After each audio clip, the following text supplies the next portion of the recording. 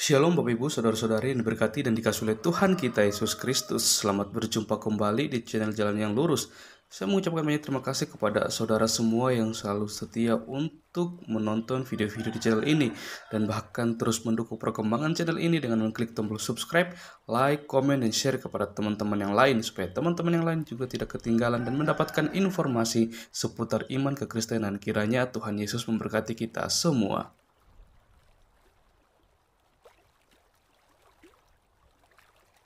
Saudaraku yang terkasih di dalam nama Tuhan Yesus, di kesempatan kali ini kita akan kembali lagi bersama-sama akan melihat serta menyaksikan suatu keberlangsungan diskusi atau debat antara Pak Pendeta bersama dengan Uniriva. Kita akan melihat bagaimana Uniriva ini makin hari makin ke sana ya. Dimana kalau kita mendengarkan setiap pemaparan dari Uniriva ini pasti akan selalu saja bertentangan dengan iman kekristenan itu sendiri, yang dimana dia terlalu memaksakan kehendaknya, egonya, pemikirannya sendiri untuk membantah atau untuk memutarbalikan suatu kebenaran yang ada di dalam firman Tuhan atau dalam Alkitab itu sendiri. Akan tetapi kita akan melihat bagaimana respon dan juga tanggapan dari seorang pendeta ini ketika melihat tingkah dan juga cara Uniriva mentafsirkan atau memaparkan suatu ayat firman Tuhan. Dan kita juga akan melihat bagaimana pada akhirnya Uniriva ini sebenarnya sudah tidak bisa berbuat apa-apa, tapi dia hanya betul-betul modal ngerocosnya aja yang selalu dia andalkan. Maka dari itu tanpa berlama-lama, mari langsung saja kita simak videonya. Selamat masih menyaksikan. Tuhan Yesus memberkati.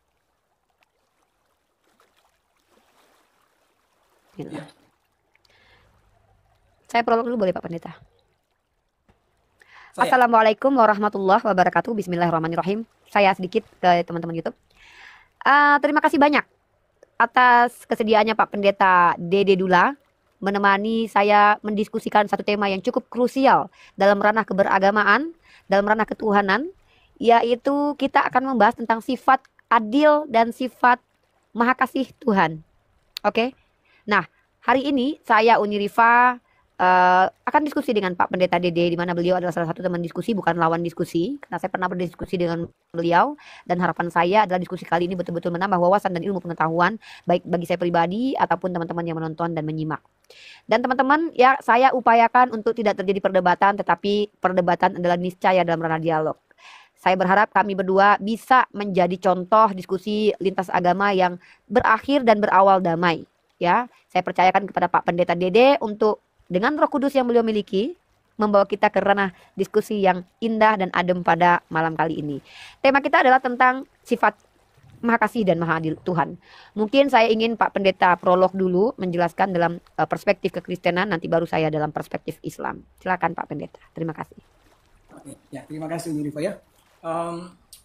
Saya ingin mengangkat satu pandangan atau ide di sini yang mungkin dapat kita bahas, yakni bagaimana Allah yang maha kasih itu sekaligus Allah yang maha adil, atau bisa dibilang bagaimana Allah yang maha adil itu sekaligus menjadi Allah yang maha kasih. Kenapa? Karena kalau kita bicara soal Allah yang maha kasih, artinya Allah yang maha kasih itu akan mengampuni sebesar apapun dosa yang kita lakukan, ya kan, karena maha kasihnya. Tetapi yang kemudian Allah juga kan disebut sebagai Allah yang maha adil.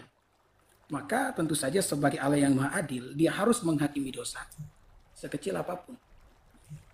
Jadi bagaimana Allah yang mengampuni dosa sekaligus Allah yang mengadili dosa? Maka di dalam kekristenan tentu saja pertanyaan ini dapat dijawab. Kenapa? Karena dengan pengorbanan yang Yesus lakukan di atas kayu salib, maka Allah menyatakan kasih-Nya sekaligus menyatakan keadilannya, ya kan? Dengan matinya menebus dosa manusia, dia mencurahkan darahnya, ini yang jadi iman orang Kristen, maka darahnya itu mengampuni dosa, menyatakan kasih. Dan dengan matinya Yesus menanggung dosa, ini adalah menyatakan keadilan Allah atas dosa itu sendiri. Nah, kalau di dalam agamanya Uniriva, bagaimana Uniriva bisa menjelaskan Allah itu maha kasih sekaligus Allah itu maha adil? Ya silakan Uni. Oke. Terima kasih buat Bapak Pendeta terkait tentang Allah. Saya akan memperkenalkan berdasarkan dalil kitab suci saya A'udzubillahi minasyaitonirrajim. Bismillahirrahmanirrahim. Di situ Bismillahirrahmanirrahim. Bi dengan ismi nama Allah, yang mana Allah ini memiliki sifat Ar-Rahmanir-Rahim. Kata Rahman adalah kasih sayang, sifat kasih sayang. Rahim itu kalau kita tahu adalah tempat dikandungnya calon seorang buah hati, yang mana ketika seorang ibu buah hati di dalam rahimnya, dia memiliki sifat Rahman. Nah, maka Rahman adalah kasih sayang. Tetapi berbicara tentang rahim, itu lebih di atas kasih sayang itu. Ada penekanannya. Nah, kalau kita bicara ini berkaitan tentang level atau makom atau kualitas Rahman ini, Allah memberikan rahmat. Allah memberikan rahmannya kepada orang-orang yang bahkan tidak beriman kepada Allah. Bahkan Fir'aun dalam Islam itu diberikan utusan, walaupun dia sekeji itu, tetap Allah utus kepadanya Nabi Musa alaihissalam dengan diperintahkan berkata yang lembut. Bayangkan rahmannya Allah, orang yang tidak beriman kepada Allah pun Allah tetap biarkan hidup dan mendapatkan petunjuk. Bagaimana dengan rahim? Rahim itu di atas levelnya Rahman. Artinya ini adalah kasih sayang kepada orang yang memang sudah berada dalam Islam. Tidak semua orang mendapatkan rahimnya Allah. Tapi Rahman semuanya mendapatkan. Bahkan hewan Allah ciptakan hewan cacing pun Allah berikan rahmannya. Itu apa? Makanan. Cacing pun mendapatkan makanan dari Tuhan. Kita bisa katakan siklus kehidupan yang berlangsung itu berasal dari rahmannya Allah. Tapi rahim itu tidak diperuntukkan untuk semua makhluk, melainkan untuk makhluk yang diridhoinya. Siapakah mereka? Dalam surah Al-Baqarah Allah berfirman, Bismillahirrahmanirrahim. Innalladzina amanu. Bismillahirrahmanirrahim.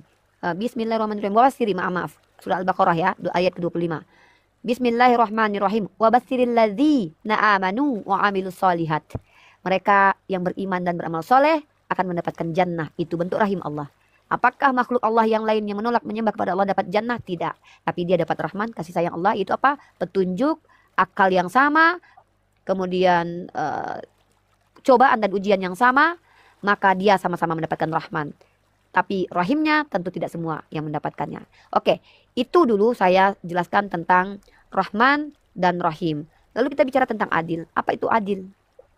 Dalam istilah umat Islam, adil itu menempatkan sesuatu pada tempatnya. Adil itu adalah pertentangan dari zalim. Zalim artinya adalah meletakkan sesuatu tidak pada tempatnya. Nah, bagaimana rahman dan rahimnya Allah? Justru dengan rahman dan rahimnya itu Allah adil.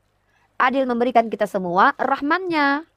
Tapi rahimnya, adilnya Allah berikan kepada mereka yang berupaya dan berusaha. Tidak mungkin Allah berikan orang yang tidak berupaya dan berusaha sesuatu apresiasi. Artinya kalau Allah berikan apresiasi kepada mereka yang tidak berusaha, itu adalah bentuk Allah tidak adil. Nah, maka keadilan Allah adalah dengan menciptakan surga dan neraka. Kenapa surga dan neraka adalah bentuk keadilan Allah? Dengan surga dan neraka, Allah buktikan kepada kita apa yang Allah firmankan di awal. Bahwa ketika Allah berfirman dalam surah Al-Baqarah, Bismillahirrahmanirrahim, Wa isqala rabbuka lil malaikati inni ja'ilun fil ardi khalifah qalu wa tajalu fiha may yufsidu fiha wa yasfiku dima. Kata Allah, ingatlah ketika aku berfirman kepada malaikat, aku ingin menjadikan manusia menjadi khalifah di bumi. Maka malaikat berkata, kenapa? Bukankah mereka akan menumpahkan darah dan membuat kerusakan? Inni a'lamu ma la ta'lamun, kata Allah. Maka Allah berfirman, sesungguhnya aku mengetahui apa yang tidak engkau ketahui. Maksudnya adalah ternyata Allah memperlihatkan kepada kita bahwa nanti manusia itu ada yang akan mengisi surga, ada yang mengisi neraka. Karena surga dan neraka lebih dahulu Allah ciptakan, maka tentu ada pengisinya. Nggak mungkin Allah ciptakan sesuatu yang tidak ada manfaat. Inilah bentuk keadilan Allah dengan adanya punishment dan juga reward. Apa keadilan Islam itu? Pahala untuk orang beriman, siksaan dosa untuk orang yang jahat dan lalai terhadap perintah Allah. Itu bentuk keadilan Allah. Pak Pendeta Didik, silakan ditanggapi. Terima kasih. Jadi kalau secara garis besar saya bisa menyimpulkan bahwa kasih dan keadilan Allah di dalam Islam itu dinyatakan dengan surga dan neraka ya. Jadi surga menyatakan kasih Allah, sementara neraka menyatakan keadilan Allah. Tapi ini yang saya maksudkan begini. Salah satunya, bukan hanya itu ya. Ada, dan itu salah satunya. Ya, itu diciptakan oleh Allah dan saya yakin ketika itu diciptakan oleh Allah, Allah punya tujuan dengan hal tersebut. Tetapi yang menjadi fokus saya begini Uni, bagaimana Allah yang maha kasih itu bisa sekaligus menjadi maha adil. Ya, saya kasih gambaran ya, mungkin agar diskusi kita bisa lebih menyentuh inti dari pembahasan ini. katakanlah seseorang melakukan sebuah kesalahan di hadapan hakim, ya, maka kesalahan yang dilakukan ini harus yang membuat yang bersalah ini dihukum, ya kan? Karena kalau yang bersalah tidak dihukum berarti ini tidak adil. Meskipun dia minta maaf dan dia berjanji untuk melakukan apa yang baik, tetapi hal ini kan tidak akan pernah bisa membatalkan kesalahan yang telah terjadi. Yang namanya kesalahan itu harus menerima sebuah penghukuman demi bentuk keadilan Allah, ya kan? Dia tidak bisa dilepaskan dari hukumannya hanya karena dia bertobat atau dia berjanji untuk melakukan perbuatan baik. Yang namanya pelanggaran, ya pelanggaran yang harus dihukum. Nah, kalau misalkan Uni Rifa mengatakan bahwa neraka adalah tempat penghukuman Allah, maka bisakah Uni Rifa menjelaskan lebih terang lagi?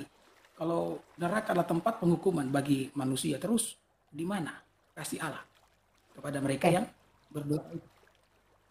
Ya. Oke, Di mana kasih Allah kepada mereka yang berdosa? Silakan. siap. Allah berfirman, kata Allah, jangan berputus asa dari rahmatku. Manusia itu diberikan umur panjang bukan tanpa alasan. Saya akan sebutkan keadilan Allah kepada anak yang meninggal dalam keadaan kecil, bayi yang belum berakal. Apa keadilan Allah? Mereka fitrahnya suci, mereka tidak dikenai dosa, maka ketika mereka wafat sebelum mengenal mana baik mana buruk, mereka auto jannah tanpa hisab. Itu bentuk keadilan Allah. Kita akan pleteri satu-satu keadilan Allah kepada berelemen manusia. Itu bayi, anak-anak di bawah balik.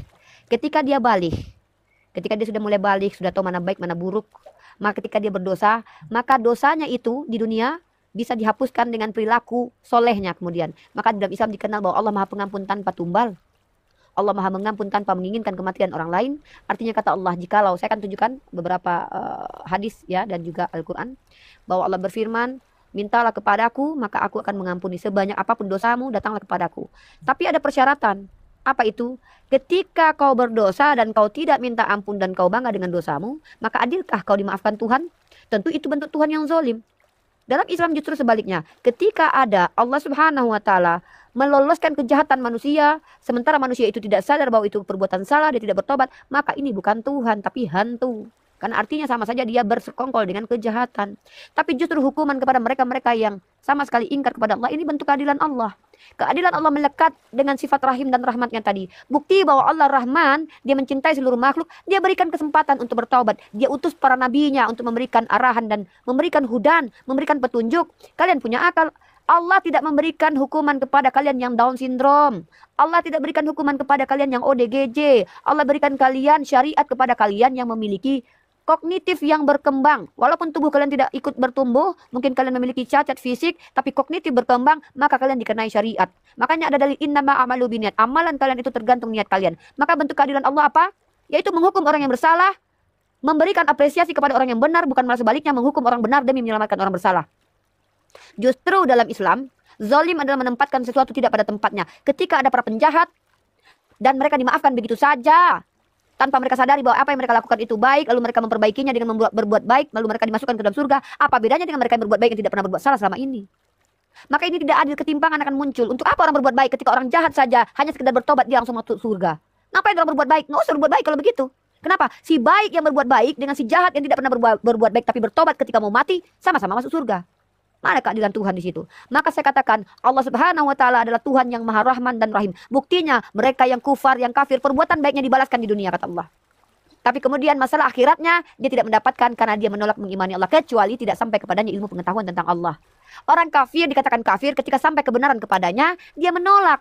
Sudah sampai kebenaran kepadanya, masuk ke dalam logikanya, masuk ke dalam hatinya, lalu dia tolak itu, maka dia disebut kafir. Tapi kalau dia belum mendapatkan ilmu pengetahuan tentang Allah, maka dia masuk ahlul fatrah. Dia dimaklumi oleh Allah. Inilah bentuk dari cinta kasih Allah. Memberikan porsi sesuai dengan perilaku. Memberikan sesuatu sesuai perilaku kita. Dalilnya mana? Engkau dapat apa yang engkau lakukan. Wa may ya'mal mithqala dzarratin khairan yarah wa may ya'mal mithqala dzarratin syarran yarah. Perbuatan sesawi, sebiji sawi kebaikan, Allah tidak akan lupakan. Kejahatan sebiji sawi, Allah tidak akan luputkan. Enak sekali kau. Kau yang berbuat jahat, lalu orang lain harus menanggung. Ini namanya Tuhan tidak adil. Begitulah keadilan Subhanahu wa Ta'ala, yaitu apa? Memberikan sesuatu, memberikan pahala dan dosa yang engkau lakukan. Kau lakukan ini adalah hasil perbuatanmu sendiri. Ketika kau kelak masuk neraka jahanam, bukan telah sampai kepadamu nabi-nabi membawa kebenaran, kenapa kau tolak? Kan begitu.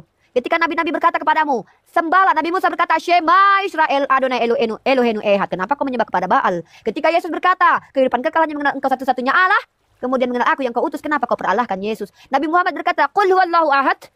Bukankah semua masuk akal? Bukankah semua masuk hati nurani? Kenapa kau tolak? Maka ketika kau masuk neraka, berkali-kali Tuhan telah mengutus kepadamu orang-orang yang memberitahukan kepadamu bahwa Tuhan itu Ehad. Lalu kau tolak, lalu kau masuk neraka. Siapa yang salah? Allah tidak adil. Bukan Allah tidak adil, tapi kau yang banyak membantah. Padahal kau diberikan akal yang sama, fisik yang sama, pengetahuan yang sama. Ketika orang lain masuk ke dalam akalnya, kau menolak. Jangan kau salahkan Allah. Maka keadilan Allah itu saya sebutnya menghukum orang yang salah karena perbuatannya, memberikan reward atau memberikan hadiah kepada orang yang melakukan amalan soleh. Seperti itu kira-kira Pak Dede dari saya. Silakan. Oke, terima kasih Uni. Saya mencatat ada beberapa hal di sini. Pertama ada perbuatan baik yang disebutkan oleh Uni, di mana Tuhan akan memberikan ganjaran sesuai dengan perbuatan manusia. Ya, kalau dalam Kristen itu sendiri memang ada juga ayat yang mengatakan demikian ya. Galatia 6 ayat 7. Ya, jangan kamu sesat karena apa yang ditabur orang itu juga yang akan dituainya. Itu kata Alkitab. Tetapi di dalam kekristenan, Uni Rifah, perbuatan baik itu adalah buah dari keselamatan yang Yesus berikan melalui kematiannya. Karena dalam kekristenan yang namanya perbuatan baik itu bukan syarat untuk selamat. Kalau perbuatan baik adalah syarat untuk seseorang mengalami selamat, maka Yesus tidak perlu datang ke dalam dunia. Dan saya sangat setuju dengan pemikiran ini. Kenapa? Karena Uni, perbuatan baik manusia itu tidak cukup. Saya akan jelaskan kepada pendengar, bahkan kepada Uni sendiri ya. Kenapa saya bilang perbuatan baik manusia tidak pernah cukup? Karena pada dasarnya ada loh orang yang ngomong, "Dap apa kita bikin dosa hari ini? Nanti besok kita beramal untuk menutup pendengar." Bahwa perbuatan baik itu di hadapan Tuhan itu kain kotor. Ya, saya tunjukkan ayatnya. Ini bagaimana cara membalikkan kamera ya. Saya masih belajar. Oke. Udah ya? Kita lihat ini. Yesaya 64 ayat yang ke-6. Demikianlah kami sekalian seperti seorang najis dan segala kesalahan kami seperti kain kotor. Dia otomatis akan berbuat baik sebagai bukti dari karya keselamatan yang Tuhan lakukan. Saya tunjukkan ayatnya lagi ya di dalam Galatia pasal yang ke-6. Galatia pasal yang ke-6. Maksud saya Galatia pasal yang ke-5. Saya tunjukkan ayatnya ya. Supaya saya ngomong pakai dalil ya, supaya orang yang tengok kita tahu saya tidak sembarang ngomong. Barang siapa menjadi milik Kristus Yesus, menjadi milik Yesus, mengalami penebusan dari Yesus, ia telah menyalibkan daging dengan segala hawa nafsu dan keinginannya. Jikalau kita hidup oleh roh, baiklah hidup kita juga dipimpin oleh roh. Itu kata Alkitab. Jadi orang yang menjadi milik Kristus, ia telah menyalibkan daging. Daging di situ berbicara tentang hawa nafsu, keinginan jahat. Di mana orang yang mengalami penebusan akan hidup di dalam perbuatan baik. Karena Yesus mengatakan, barang siapa mengasihi aku, ia akan melakukan perintah-perintah. Tetapi perlu ingat, perbuatan baik posisinya ini sesudah mengalami keselamatan melalui pengorbanan Kristus. Kalau tanpa pengorbanan Kristus, maka perbuatan baik tidak ada pengaruh sama sekali. Dan saya bisa memberikan contoh yang saya katakan tadi ya. Uni, kalau misalkan katakanlah ya, ada seseorang melakukan kesalahan di hadapan hakim. Katakanlah dia melanggar aturan dengan melanggar lampu lalu lintas begitu ya. Lampu merah diterobos begitu saja. Bahkan dia tidak menggunakan helm pada saat dia menerobos lampu merah. Maka di sana ada polisi yang kemudian mendapati dia dan berkata, kamu sudah melakukan kesalahan. Sekarang SIM kamu saya tahan. Nah, apakah orang ini akan berkata, Pak Polisi, mohon maaf ya memang saya salah, tapi Pak Polisi, saya ini sementara menuju ke rumah sakit. Dan memang benar dia mau ke rumah sakit. Dan saya punya tujuan mau pergi, mau donor darah, katakanlah kepada seorang kerabat. Tolonglah Pak Polisi. Saudara, mohon maaf ya saya sampai pakai saudara yang ada biasa khotbah nih. Ya, jadi saya yakin polisi yang adil tidak akan pernah membebaskan orang ini. Orang ini harus mengalami satu keadilan, penghukuman. Kenapa? Karena dia sudah melanggar hukum. Meskipun mungkin dia melanggar hukum dengan alasan kebaikan. Dia mau berbuat baik nih, mau donor darah nih kepada kerabat. Sehingga mungkin karena dia cepat-cepat mau pergi ke rumah sakit, maka dia lupa pakai helm dan bahkan dia menerobos lampu merah. Apa yang akan dilakukan adalah hal yang baik. Tetapi hal yang baik tidak akan pernah bisa menutupi pelanggaran yang dilakukan. Karena Uni, saya katakan ya, perbuatan manusia saya katakan itu, perbuatan baik itu tidak cukup. Buat para pendengar saya mau sampaikan ya. Kalau Adam dan Hawa saja itu bisa didiskualifikasi, dikeluarkan dari Taman Eden hanya karena satu perbuatan jahat yang mereka lakukan. Nah, apalagi kita dengan semua hal jahat di dalam isi kepala kita. Betul atau tidak? Iya kan? Ya. Kita tidak pernah tahu Adam dan Hawa itu sudah hidup berapa lama sebelum jatuh dalam dosa. Alkitab juga tidak mencatat mereka telah hidup berapa lama sebelum jatuh dalam dosa. Katakanlah mungkin mereka telah hidup 100 tahun. Berarti dalam 100 tahun itu, ada banyak sekali perbuatan baik yang telah dilakukan oleh Adam dan Hawa. Tapi semua perbuatan baik terdiskualifikasi hanya dengan satu pelanggaran yang mereka lakukan. Jadi kalau Adam dan Hawa bisa terdiskualifikasi dengan satu pelanggaran, apalagi kita dengan sejuta pelanggaran yang ada dalam pikiran, yang ada dalam perbuatan setiap kita. Itu sebabnya perbuatan baik tidak pernah cukup. Nah, makanya Yesus datang ke dalam dunia. Dia memberikan darahnya bagi manusia. Dan itu menjadi korban penebusan dosa yang menyatakan kasih Allah dan keadilan Allah.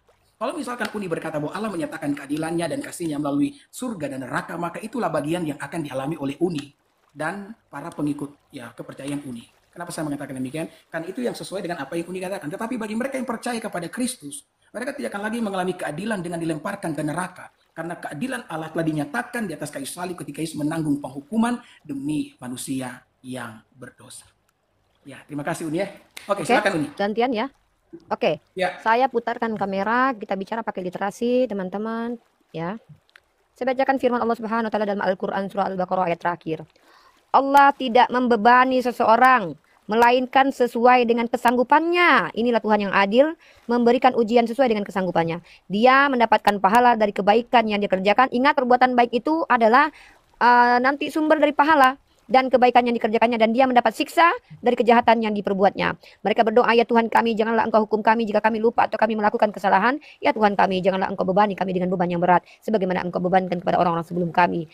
Ya Tuhan kami, janganlah Engkau pikulkan kepada kami apa yang tidak sanggup kami memikulnya. Maafkan kami, ampuni kami, dan rahmati kami. Engkau pelindung kami, maka tolonglah kami. Artinya di sini tegas Allah katakan bahwa Allah Subhanahu wa taala itu adalah Tuhan yang memberikan upah perbuatan. Lalu bagaimana kemudian kita membahas tentang keadilan Allah? Keadilan Allah dalam sebuah riwayat hadis. Saya akan bacakan teman-teman. Hadis dalam riwayat Muslim. Sesungguhnya Allah tidak akan menzalimi orang beriman. Kebaikan seorang beriman itu dibalas di dunia dan juga mendapatkan balasan di akhirat. Diganjar pahala di akhirat. Adapun orang kafir, ini keadilan Tuhan kami. Kalau dalam Pak Pendeta Dede bilang kebaikan manusia tidak akan dibalas Tuhan karena nggak ada gunanya, seperti kain kotor. Jadi kalau ada orang non Kristen berbuat baik tidak dapat balasan apa-apa bagi Tuhannya, Pak Pendeta Dede. Betul? Jadi Pak Pendeta Dede bilang harus jadi Kristen dulu baru kebaikannya itu bisa diterima. Sementara kalau belum jadi Kristen kebaikannya tidak ada apa-apanya, seperti kain kotor. Lihat Tuhan kami. Kalian yang tidak menyembah kepada Allah, bentuk keadilan Allah. Apa keadilan Allah? Kalian mendapatkan kebaikan itu di dunia. Sungguh pun kalian kafir kepada Allah Azza wa Jal, kalian tetap dapat kebaikan di dunia. Tetapi kalian tidak dapat di akhirat, karena tidak dapat mendatangkan kebaikan apapun di akhirat, kebaikan kalian itu. Itu adalah ajaran kami. Tapi ketika Pak Pendeta Dede, saya masuk ke konteks pertanyaan, ada keambiguan yang saya rasakan. Ketika Pak Pendeta Dede bilang bahwa kebaikan tidak menjadi asbab seseorang di hadapan Tuhan itu selamat. Kenapa kalau begitu Pak Pendeta Dede? Dua ayat yang ingin saya tunjukkan dalam Pak Pendeta. Bapak buka Lukas pasal ke-7. Silakan dibuka Bapak Pendeta, ayat ke-47. Ya, silakan saja Uni Rifa tunjukkan ayat. Ya, saya ini. Di sini kita lihat satu perikopnya teman-teman. Ini adalah Yesus diurapi oleh perempuan berdosa. Pertanyaan saya di sini ya. Lukas berapa tadi Uni Rifa? Lukas pasal ke-7 nomor 47. Kalaulah perbuatan baik tidak berguna untuk menghapuskan dosa manusia, harus beriman dulu. Maka bagaimana dengan perempuan ini? Sebab itu aku berkata kepadamu, dosanya yang banyak itu telah diampuni. Apa sebab dosanya diampuni? Ya, apa sebab dosanya diampuni? Ternyata sebab ia telah banyak berbuat kasih. Artinya ini adalah perbuatan baik. Tetapi orang yang sedikit diampuni, sedikit juga ia berbuat kasih. Artinya di sini Yesus mengatakan perbuatan baik itu implikasinya kepada pengampunan dosa. Penguatan ayat yang saya tunjukkan yang lain adalah dalam kitabnya teman-teman, tadi Pak Pendeta membawa pengajaran Paulus. Ya, saya paham. Paulus mengatakan tidak ada pengampunan tanpa dosa, tanpa darah. Tetapi Yakobus pasal 2 nomor 25. Kita buka di sini saudara-saudara. Kok saya jadi pendeta ya? Nah, dan bukankah demikian juga Rahab Sundal itu dibenarkan dia Pak Pendeta karena perbuatan-perbuatannya Pak Pendeta. Padahal dia bukan Kristen. Dia dibenarkan karena perbuatan-perbuatannya. Ketika ia menyembunyikan orang-orang yang disuruh, bahkan dia bertakiyah. Perempuan ini bertakiyah, berbohong demi kebaikan orang lain. Bahkan itu pun dianggap sebagai perbuatan baik, tapi dia dibenarkan oleh Tuhan, tidak ikut mati, ya, tidak ikut hancur binasa, tetapi dibenarkan. Karena apa? Karena perbuatan-perbuatannya. Itu dua ayat yang bisa saya bawa, tapi saya tambahkan satu lagi untuk penguat pertanyaan saya, ya.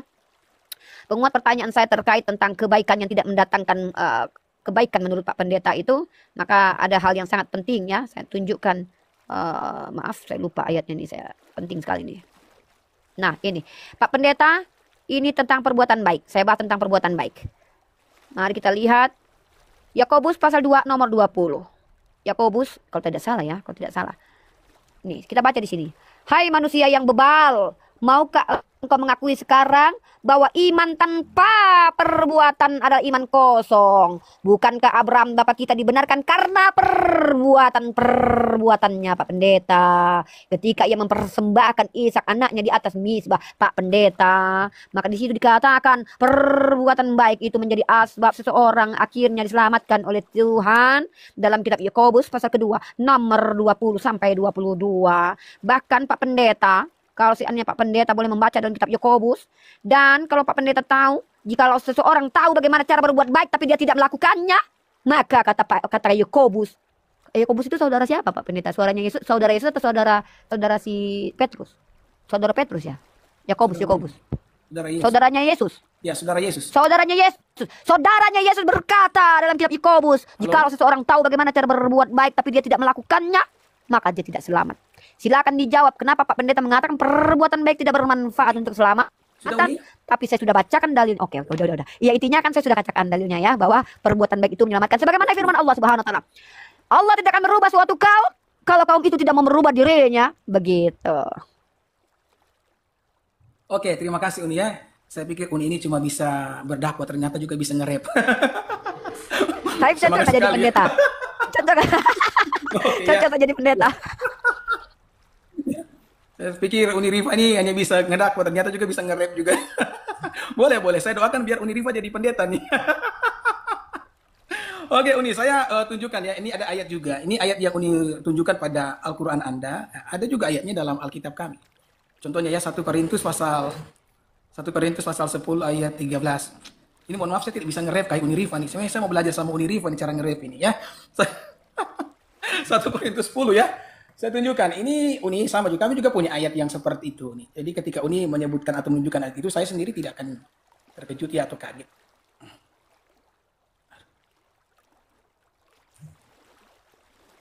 Ini mohon maaf ini kenapa nih? Live akan berakhir dalam kenapa nih? Oh, digeser itunya. Aduh, mati kita. Aduh, ketutup ini. Aduh, bentar lagi mental kita nih. Digeser. Aduh.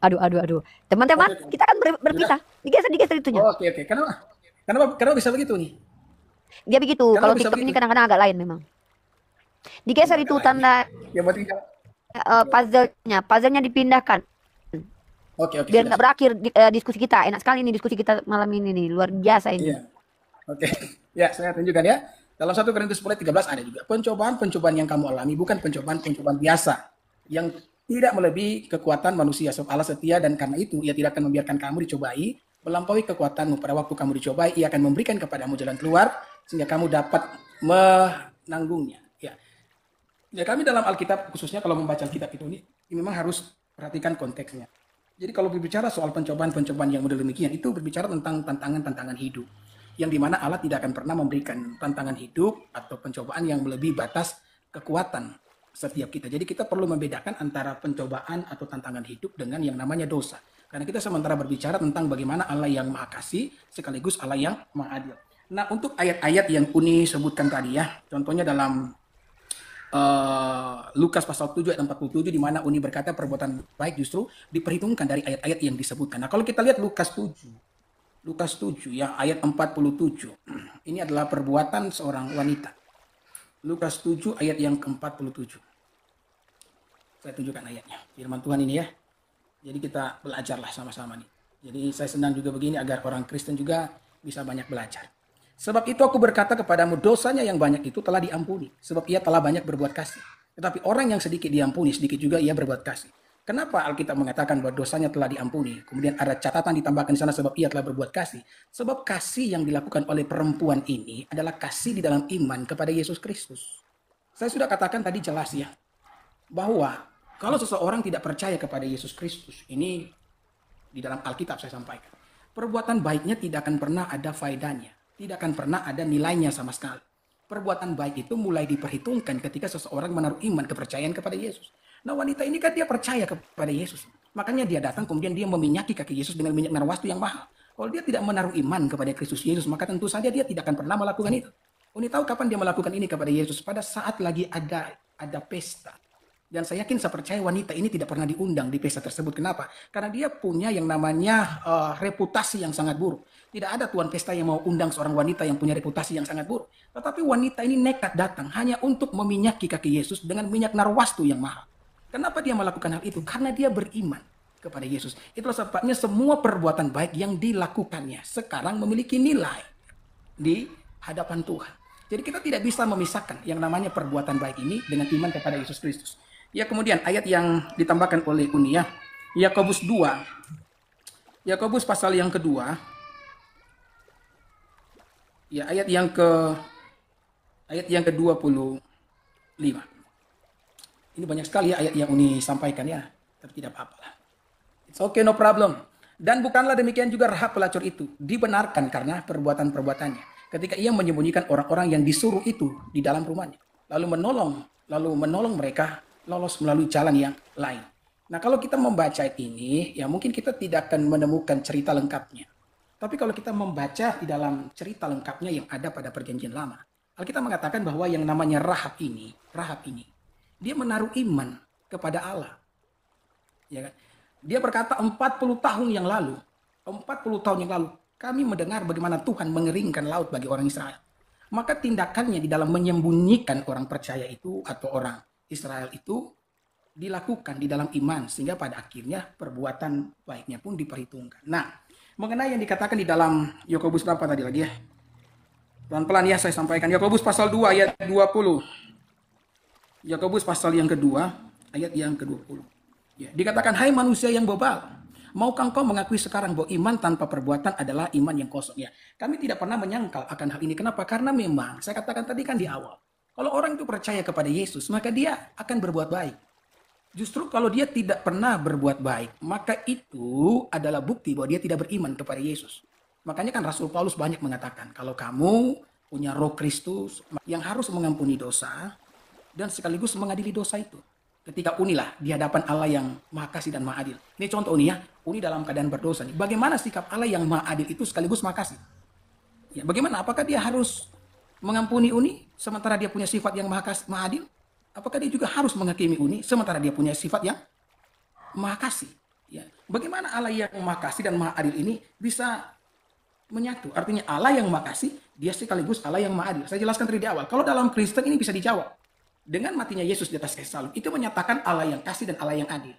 Matinya untuk menebus dosa, bentuk kasih Allah. Ketika dia mati, untuk keadilan Allah, ya, karena dia menanggung penghukuman itu. Kalau di dalam agama Uni, bisakah Uni jelaskan bagaimana Allah yang sekaligus Maha Kasih dan Allah yang Maha Kasih sekaligus Allah yang Maha Adil? Oke. Misalkan Uni mengatakan, kalau Uni mengatakan bahwa Allah menyatakan keadilannya dengan melemparkan ke neraka, ya, berarti masih lebih baik keyakinan saya. Karena Allah tidak akan melemparkan orang ke neraka. Ya, karena Allah masih memiliki sifatnya makasih kan. Oke, ya silakan. Baik, terima kasih. Ya. Ada kontradiksi dan ada catat logika yang akan saya kupas tuntas dari penjelasan Pak Pendeta Dede. Kontradiksinya adalah kontradiksi ayat. Teman-teman silakan disimak. Pak Pendeta silakan dicatat ayatnya kalau perlu, karena ini penting sekali. Ya, silakan. Teman-teman, saya sudah bacakan tadi dalam Yakobus pasal kedua nomor 25, dan bukankah demikian juga Rahab pesundal itu dibenarkan karena perbuatan-perbuatannya? Artinya perbuatannya menjadi asbab dia dibenarkan. Teman-teman tahu tidak perbuatan apa yang dilakukan oleh Rahab? Dia berbohong kepada orang untuk menyembunyikan. Ini takiyah, teman-teman. Rahab ini menyembunyikan orang-orang, lalu mengatakan kepada orang yang mencari orang-orang Yahudi ini untuk larilah ke sana. Sementara dia menyembunyikan laki-laki ini. Itu perbuatan baik menurut teman-teman Tuhan ya, teman-teman Kristen. Tahukah teman-teman dalam kitab Ibrani pasal 11 nomor 31 kontradiksinya apa? Karena iman maka Rahab perempuan sundul itu tidak turut binasa. Kalau ini dikatakan iman kepada Yesus, mohon maaf, Yesus belum lahir pada waktu itu. Kalau iman kepada Tuhannya Bani Israel, ya sama saja ajaran Yahudi. Bani Israel itu memang mengatakan bahwa beriman dulu baru mendapatkan pahala dari perbuatan baik. Kalau tidak beriman lalu berbuat baik, ya makanya Allah kami membalas di dunia tapi tidak mendapatkan pahala atau tidak mendapatkan surga. Itu bentuk keadilan Allah. Ya. Nah, sama saja kalian menganggap kalau tidak beriman dalam Kristus, berbuat baik tidak ada manfaatnya. Bahkan lebih mengerikan Tuhan kalian. Ketika saya bukan Kristen berbuat baik seperti kain kotor. Mending kalian Tuhan kami membalas perbuatan baik kalian di dunia, walaupun kalian tidak dapat balasan akhirat. Mending Tuhan saya. Nah, lalu Anda katakan bahwa justru matinya Yesus adalah bentuk baiknya Tuhan. Ini bentuk kekejian Tuhan. Menghukum orang yang benar tidak bersalah demi menyelamatkan orang-orang salah. Ini bersekongkol dengan penjahat, meloloskan kejahatannya, tidak membiarkan mereka bertanggung jawab atas perbuatannya, dan membunuh orang yang benar yang tidak melakukan kesalahan. Ini kekejaman. Ini kezoliman. Makanya kami tidak percaya Nabi Isa alaihissalam dizolimi di tiang salib. Karena Tuhan kami maha adil. Tuhan kami mengasihi orang yang benar, bukan menjadikan orang benar sebagai tumbal seperti suku Inka yang menjadikan bayi-bayi tak berdosa sebagai tumbal. Ini juga terjadi ketika Daud yang berzina. Dalam Imamat pasal 20 nomor 10, yang berzina itulah yang harus mati. Apa yang terjadi dalam iman kalian? Tuhan kalian bukan membunuh Daud, tapi membunuh anak bayi yang baru lahir, diberikan tulah sakit selama seminggu karena dosa bapaknya. Dalam Al-Quran tidak ada istilah kami menanggung dosa anak kami menanggung dosa bapak kami. Nah, jadi ketika Anda mengatakan kematian Yesus bentuk keadilan Tuhan, ini bentuk Tuhan sedang mengajarkan supaya manusia tidak bertanggung jawab dengan dosa-dosanya. Apa? Tuhan ambil itu dosa-dosa para penjahat, mereka tidak mendapatkan kejahatannya, tapi orang-orang yang dijahatinya mendapatkan kejahatan dari perilaku orang-orang jahat ini. Adilnya Tuhan kami apa? Allah memberikan hukuman di dunia ketika kami salah, tapi bisa jadi hukuman di dunia ini menjadi asbab nanti kami tidak mendapatkan dosa lagi di surga, di akhirat. Ini bentuk keadilan Allah. Maka ketika Anda bertanya kepada saya, apakah Tuhan saya mengampuni? Keadilan Tuhan saya adalah mengampuni tanpa adanya tumbal manusia. Itu keadilan pertama. Yang kedua, keadilan Tuhan saya adalah ketika kau berbuat keji karena kehendakmu dan kau tahu itu perbuatan keji, kau sengaja ingin berbuat keji seperti orang-orang psikopat, Allah tidak akan mengampuni orang ini ketika dia tidak bertobat. Bagaimana mungkin Tuhan mengampunkan orang-orang psikopat yang menikmati mencincang bayi, mencincang manusia, dia nikmati membunuh orang. Psikopat itu ada sindromnya. Mereka menikmati memutilasi bayi dan mensodok anak-anak kecil dari belakang. Mereka meronta, mereka menangis, tiba-tiba hanya berkata aku beriman. Mereka selamat masuk surga. Ini tidak terjadi dalam Islam. Dalam Islam, kami mendapatkan kafarat atas perbuatan kami. Ya, jadi dalam Islam itu Allah membalas kejahatan, lalu memberikan reward atas kebaikan. Allah kami bahkan mampu keadilan Tuhan saya. Walaupun ada neraka, ada surga, jikalau ada umat Islam yang dosanya lebih banyak daripada perbuatan baiknya, menjadi asbab dia masuk dalam neraka, maka siapa yang menjadi juru selamatnya? Baginda Rasulullah Muhammad SAW dalam riwayat hadis mengatakan, diperintahkan kepada Nabi kami menjemput orang-orang yang ada iman sebiji sawi di dalam hatinya untuk dikeluarkan dari neraka. Pertanyaan saya, bisa tidak Yesus Anda menyelamatkan manusia yang sudah masuk neraka, dikeluarkan dari neraka? Bisa tidak? Kalau saya lebih spesifikkan pertanyaannya, kalau memang Tuhan Anda itu pengasih. Bisakah Tuhan Anda menyelamatkan orang-orang yang mengaku Kristen dari neraka jahanam karena mereka ternyata masuk neraka? Atau Anda mau mengatakan semua orang Kristen masuk surga? Padahal Yesus berkata, tidak semua yang memanggil aku Tuhan, Tuhan masuk ke dalam kerajaan surga. Tapi yang masuk kerajaan surga adalah dia yang mengikuti perintah Bapa. Ketika ada orang yang mengaku Kristen, yang telah melakukan perjinahan di gereja beribu-ribu orang, korban jiwa, lalu mereka kemudian masuk neraka menurut Yesus, apakah Tuhan Anda bisa menyelamatkan mereka dari neraka sebagaimana Allah kami bisa menyelamatkan orang yang beriman sebiji sawi dalam hatinya dengan mengutus Nabi Muhammad sebagai juru selamat ke dalam neraka? Inilah keadilan Tuhan saya. Ya, Tuhan saya adalah Tuhan yang tidak membutuhkan tumbal manusia baik dan benar untuk sebagai penebusan kejahatan manusia. Ini ajaran yang pada akhirnya mengajarkan manusia tidak bertanggung jawab. Kau yang menikmati vagina orang lain ketika kau memperkodok bini orang, Daud, tapi anakmu yang menjadi asbab tumbalmu, dia merasakan sakit selama seminggu, Tuhan menulahkan. Itu adil? Lalu ketika Tuhan ini berinkarnasi menjadi manusia, dia datangi Paulus yang berniat hendak membunuh orang lain. Dia kristenkan Paulus. Tapi apakah dia datang untuk orang-orang benar? Dia tidak datang kepada Pak Gus Dur yang baik, benar, tak pernah membunuh. Tapi orang Islam tidak dikristenkan Pak Gus Dur. Yang dikristenkan adalah penjahat seperti Paulus. Bayangkan kalau dalam Islam, asbab perbuatan baik manusia bisa menjadi asbab hidayah baginya. Karena Allah berfirman, ya, dalam Al-Quran, dalam literasi Islam, manusia mendapatkan apa yang dia upayakan. Dan bahkan Allah tidak akan merubah suatu kaum kalau manusia itu tidak merubah dirinya sendiri. Tapi dalam iman Anda, Paulus yang adalah penjahat, berniat jahat, bukan berniat baik, dikristenkan sama Yesus. Tapi Tuhan Anda tidak datang kepada Mahatma Gandhi, orang yang tidak pernah baik, tidak pernah jahat. Kenapa tidak dikristenkan dia?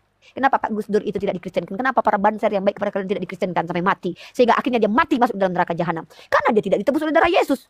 Nah ini dia. Bagaimana dalam kitabnya orang Yahudi? Orang Yahudi tidak mengenal Yesus. Apakah Henok Elia mengenal Yesus? Kapan? Di mana? Kenapa mereka bisa masuk surga? Karena mereka bergaul dengan Allah. Jadi doktrin yang mengatakan perbuatan baik tidak menyelamatkan, ini blunder dengan adanya dalil yang Anda tunjukkan tadi. Bahwa iman tanpa perbuatan itu artinya mati. Artinya perbuatan baik berimplikasi atas keselamatan. Dalil kuat yang ingin saya tunjukkan bahwa bahwa kebaikan itu mempengaruhi keselamatan. Saya tunjukkan dalil eksplisitnya dari saudara Yesus bernama Yakobus. Sementara Paulus bukan saudara Yesus, bukan siapa-siapa Yesus, mengaku bertemu Yesus, Anda ikuti. Tapi saudaranya Yesus bernama Yakobus, Anda tidak ikuti. Buka Yakobus pasal 4 nomor 17, Pak Pendeta. Silakan langsung dibaca aja. Jadi jika seorang tahu bagaimana ia harus berbuat baik, tetapi ia tidak melakukan, dia berdosa. Sementara upah dosa adalah maut. Jadi kalau kalian orang Kristen, tahu perbuatan itu baik, kalian tidak kerjakan, kalian dor berdosa. Tapi mungkin saya tidak tahu doktrinnya Kristen ketika kalian itu adalah orang Kristen berbuat dosa karena sudah ditebus, tetap masuk surga. Saya tidak paham itu. Tapi yang jelas adalah di ayat ini, ketika Anda Pak Dede, Anda orang Kristiani, ketika Anda masuk Kristen, apa Anda langsung berubah jadi baik, jadi malaikat? Tentu tidak nih. Perbuatan baik itu adalah upaya manusia. Apakah Tuhan yang mengendalikan Anda masuk jelek ke dalam diri Anda? Berbuat baik. Kayak robot dong, dikasih baterai. Kan tidak begitu. Tapi di sini bahkan Yesus berkata, berupayalah masuk ke jalan sempit, berusahalah. Bahkan ketika Yesus ditanya seorang kepada Yesus, Guru, perbuatan baik apa yang harus aku lakukan? Ada dua ayat yang berbeda di sini. Yang satu lagi mengatakan, entah Lukas, entah Yohanes, entah Matius, entah Markus yang benar. Tapi di cerita yang sama diceritakan dengan cara berbeda. Guru yang baik, mengapa kau katakan aku baik? Hanya dia yang baik, yaitu Allah Bapa. Kalau yang satu lagi, perbuatan baik apa guru yang harus kulakukan? Kenapa kau tanyakan kepada aku perbuatan baik apa yang harus kau lakukan? Bukankah bagaimana cara masuk dalam kerajaan surga? Bukankah engkau tahu dalam kitab Torah diajarkan begini, jangan begitu? Apa kata dia? Saya sudah melakukannya guru. Masih kurang sempurna. Apa itu? Juallah hartamu, berikan kepada orang miskin. Ini amal soleh Pak Pendeta. Maka ikutlah aku. Amal baik menjadi asbab orang bisa menjadi mengikuti Yesus. Artinya perbuatan baik berimplikasi pada keselamatan. Maka doktrin Pak Pendeta yang mengatakan tadi perbuatan baik tidak menyelamatkan, gugur dengan argumen saya dari dalil kitab sucinya Pak Pendeta sendiri. Pertanyaan saya, mampukah Yesus menyelamatkan? Ya, pertanyaannya. Mampukah Yesus menyelamatkan orang-orang yang sudah dimasukkannya ke dalam neraka, yang dalam kitab Anda dicampakkan ke dalam neraka yang tidak menerima dia sebagai Tuhan? Mampukah Yesus menyelamatkan? Kalau tidak bisa, katanya Tuhan Anda Maha Pengasih. Kenapa dia menghukum manusia kemudian? Terima kasih. Oke, terima kasih Uni ya. Oke, saya jawab satu-satu. Yang pertama, Yakobus pasal 2 ayat 25, di mana Rahab itu menyembunyikan orang Yahudi. Ya bagi kami ketika Rahab menyembunyikan orang Yahudi ini merupakan perbuatan baik. Karena Tuhan sudah berikhtiar kepada bangsa Yahudi untuk melenyapkan bangsa-bangsa yang tidak takut akan Tuhan. Ya, dan salah satunya adalah bangsa Yeriko yang tidak takut akan Tuhan. Jadi ketika mereka mengirimkan pengintai untuk mengintai, dan di sana ada Rahab, dan kemudian Rahab menyembunyikan para pengintai tersebut, itu bukan perbuatan jahat yang dilakukan oleh Rahab. Nah, kemudian Anda mengatakan bahwa Rahab itu tidak beriman kepada Yesus karena Yesus belum lahir. Saya mau beritahu kepada Anda bahwa kelahiran Yesus itu bukan awal daripada kehidupan Yesus. Ya, itu bukan awal kehidupan Yesus. Ya. Yesus itu adalah Allah yang menjelma menjadi manusia. Dia ada dan sudah ada. Ya. Dia ada dan sudah ada. Ketika dia menjadi manusia itu bukan awalnya. Dia hanya menambahkan kemanusiaan kepada hakikat Allah yang dimilikinya. Jadi Yesus itu sudah ada bahkan sebelum dunia itu ada. Maka saya tunjukkan ayatnya ya. Ini ayat yang pernah ditunjukkan oleh Pendeta Isra Suruh. Ya. Saya tunjukkan ayatnya ya.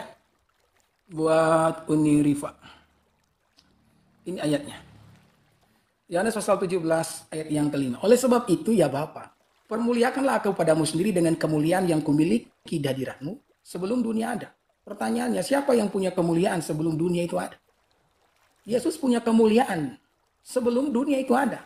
Dan karena itu saya katakan bahwa kelahiran Yesus itu bukan awal daripada kehidupannya. Dia Allah yang menjelma menjadi manusia. Dia hanya menambahkan kemanusiaan kepada hakikat yang dimilikinya. Jelas ya?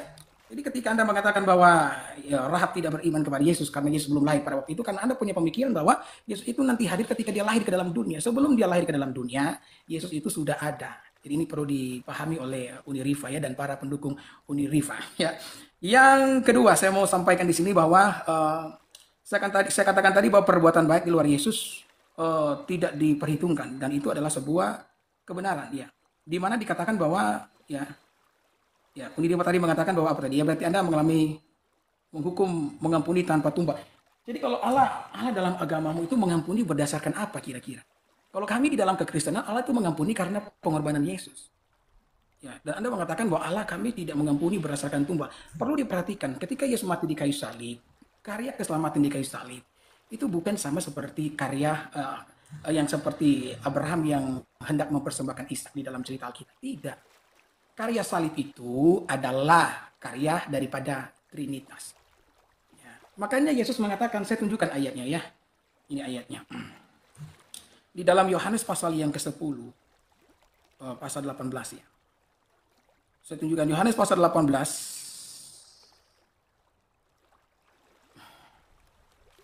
Agar Uni bisa tahu bahwa pengorbanan Kristus Yesus itu bukan dipaksa untuk mati. Sabar ya.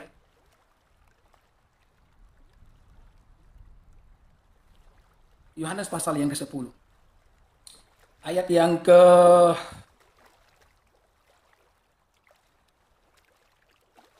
17 ya. Bapa mengasihi aku oleh karena aku memberikan nyawaku untuk menerimanya kembali. Tidak seorang pun mengambilnya daripada aku, melainkan aku memberikannya menurut kehendakku sendiri. Aku berkuasa memberikannya dan berkuasa mengambilnya kembali. Inilah tugas yang kuterima dari Bapa. Jadi Yesus tidak akan pernah mati kalau Yesus tidak menyerahkan nyawanya. Dia mengalami kematian karena dia menyerahkan nyawanya. Makanya kan ada yang mengatakan, oh Pak Pendeta, berarti Pak Pendeta perlu bersyukur kepada Yudas dan kepada orang Roma. Karena kalau tidak ada Yudas dan orang Roma, Yesus tidak akan mati. Saya bilang meskipun Yudas mau menjual Yesus, meskipun orang Roma mau membunuh Yesus, kalau Yesus tidak menyerahkan nyawanya, maka tidak seorang pun yang bisa menjual dia, dan tidak ada seorang pun yang bisa membunuh dia. Kematian itu terjadi karena Yesus menyerahkan nyawanya.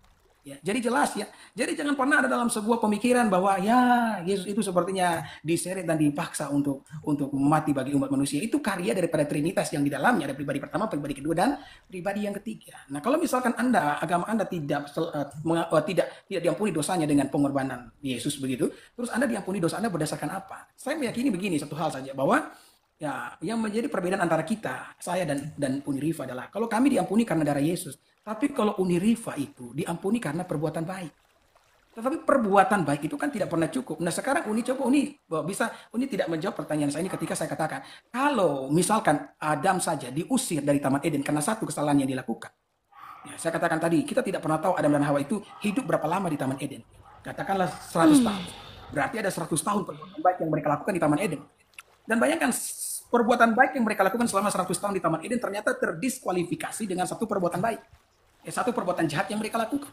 Jadi kalau satu perbuatan jahat saja bisa melenyapkan sejuta kebaikan yang pernah mereka lakukan, maka bagaimana dengan kita yang penuh dengan kejahatan di dalam pikiran kita? Itulah sebabnya kenapa perbuatan baik tidak selamat. Ya kami ditebus dengan darah Yesus, tapi Unirifa kan dengan apa yang Unirifa sampaikan jelas bahwa Unirifa dan orang-orang yang Unirifa itu selamat dengan perbuatan baik. Nah kalau perbuatan baik bisa menyelamatkan, berarti Allah itu bisa disogok. Sementara perbuatan Yesus bukan perbuatan manusia, tapi perbuatan Allah itu sendiri di dalam anaknya Yesus Kristus ya. Kemudian lagi, ini Unirifa punya pertanyaan banyak ya, jadi saya catat di sini ya. Bisakah Tuhan menyelamatkan orang Kristen yang masuk ke dalam neraka? Saya beritahu ya, orang Kristen yang sudah masuk ke dalam neraka, berarti orang Kristen tersebut benar-benar tidak percaya kepada Yesus. Dia bisa disebut sebagai Kristen, dia bisa punya KTP Kristen, tapi kalau dia masuk neraka berarti dia tidak menaruh iman kepada Yesus. Dan kalau dia sudah masuk neraka, berarti dia menolak kasih dan keadilan Allah yang telah dinyatakan di atas kayu salib. Maka neraka itu vonis akhir. Saya juga heran kalau misalkan Anda mengatakan bahwa Allah bisa mengeluarkan orang dari neraka. Berarti Unirifa bisa bikin dosa seenaknya. Bikin dosa aja seenaknya Uni. Kenapa? Karena pada akhirnya meskipun Uni masuk neraka, Allah akan mengeluarkan Uni dari dalam neraka. Ya kan? Orang-orang itu berkata dan menuduh orang Kristen, enak ya bisa bikin dosa ya. Karena dosanya telah ditebus. Saya bilang justru yang enak itu kalau dosanya diampuni begitu saja. Ya, kalau Kristen tidak bisa melakukan dosa begitu saja karena telah ditebus, justru orang Kristen akan benar-benar menghargai pengorbanan yang Yesus lakukan di atas kayu salib. Makanya kenapa Yakobus mengatakan bahwa barang siapa tahu untuk melakukan perbuatan baik dan dia tidak melakukannya, dia berdosa. Karena orang yang mengalami penebusan darah Yesus adalah mereka yang akan berbuat baik. Kalau mereka tidak berbuat baik, itu tanda bahwa mereka tidak percaya kepada Kristus Yesus. Jadi apa yang dikatakan oleh Yakobus tidak pernah bertentangan dengan apa yang dikatakan oleh Paulus. Dan saya mau beritahu kepada Unia, dan ini untuk semua para pengikut Unirifa. Selama ini kan orang mengatakan bahwa mana, mau percaya Yesus atau mau percaya Paulus. Ya, di dalam Alkitab itu apa yang diucapkan Paulus sama tinggi dengan apa yang diucapkan Yesus.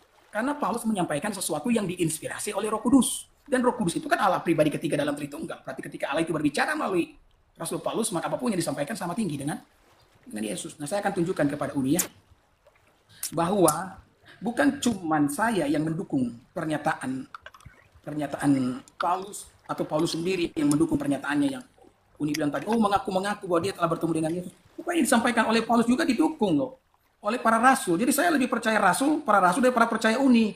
Walaupun Uni ngomong tadi sudah berapi-api sambil nge-rap ya. Oke, saya tunjukkan kepada Uni ya. Ya, Unirifa. Jangan keluar konteks ya Pak, Ini adalah tetap di keselamatan ya. yang disampaikan. Iya, ini tidak di luar konteks ini. Cuma Uni karena Uni membawanya ke sini, maka saya pun harus Enggak apa-apa, saya nanti jangan tanggapi. sampai orang berpikir bahwa saya tidak bisa mengerti. Oke, lihat ini. Uni perhatikan ini ya. 2 Petrus 3. Ini tulisan dari Petrus. Uni tahu siapa Petrus? Ya, murid kesayangan Yesus. Ya, Petrus siapa Uni? Dia murid Tuhan Yesus secara langsung. Coba lihat, perhatikan tulisannya.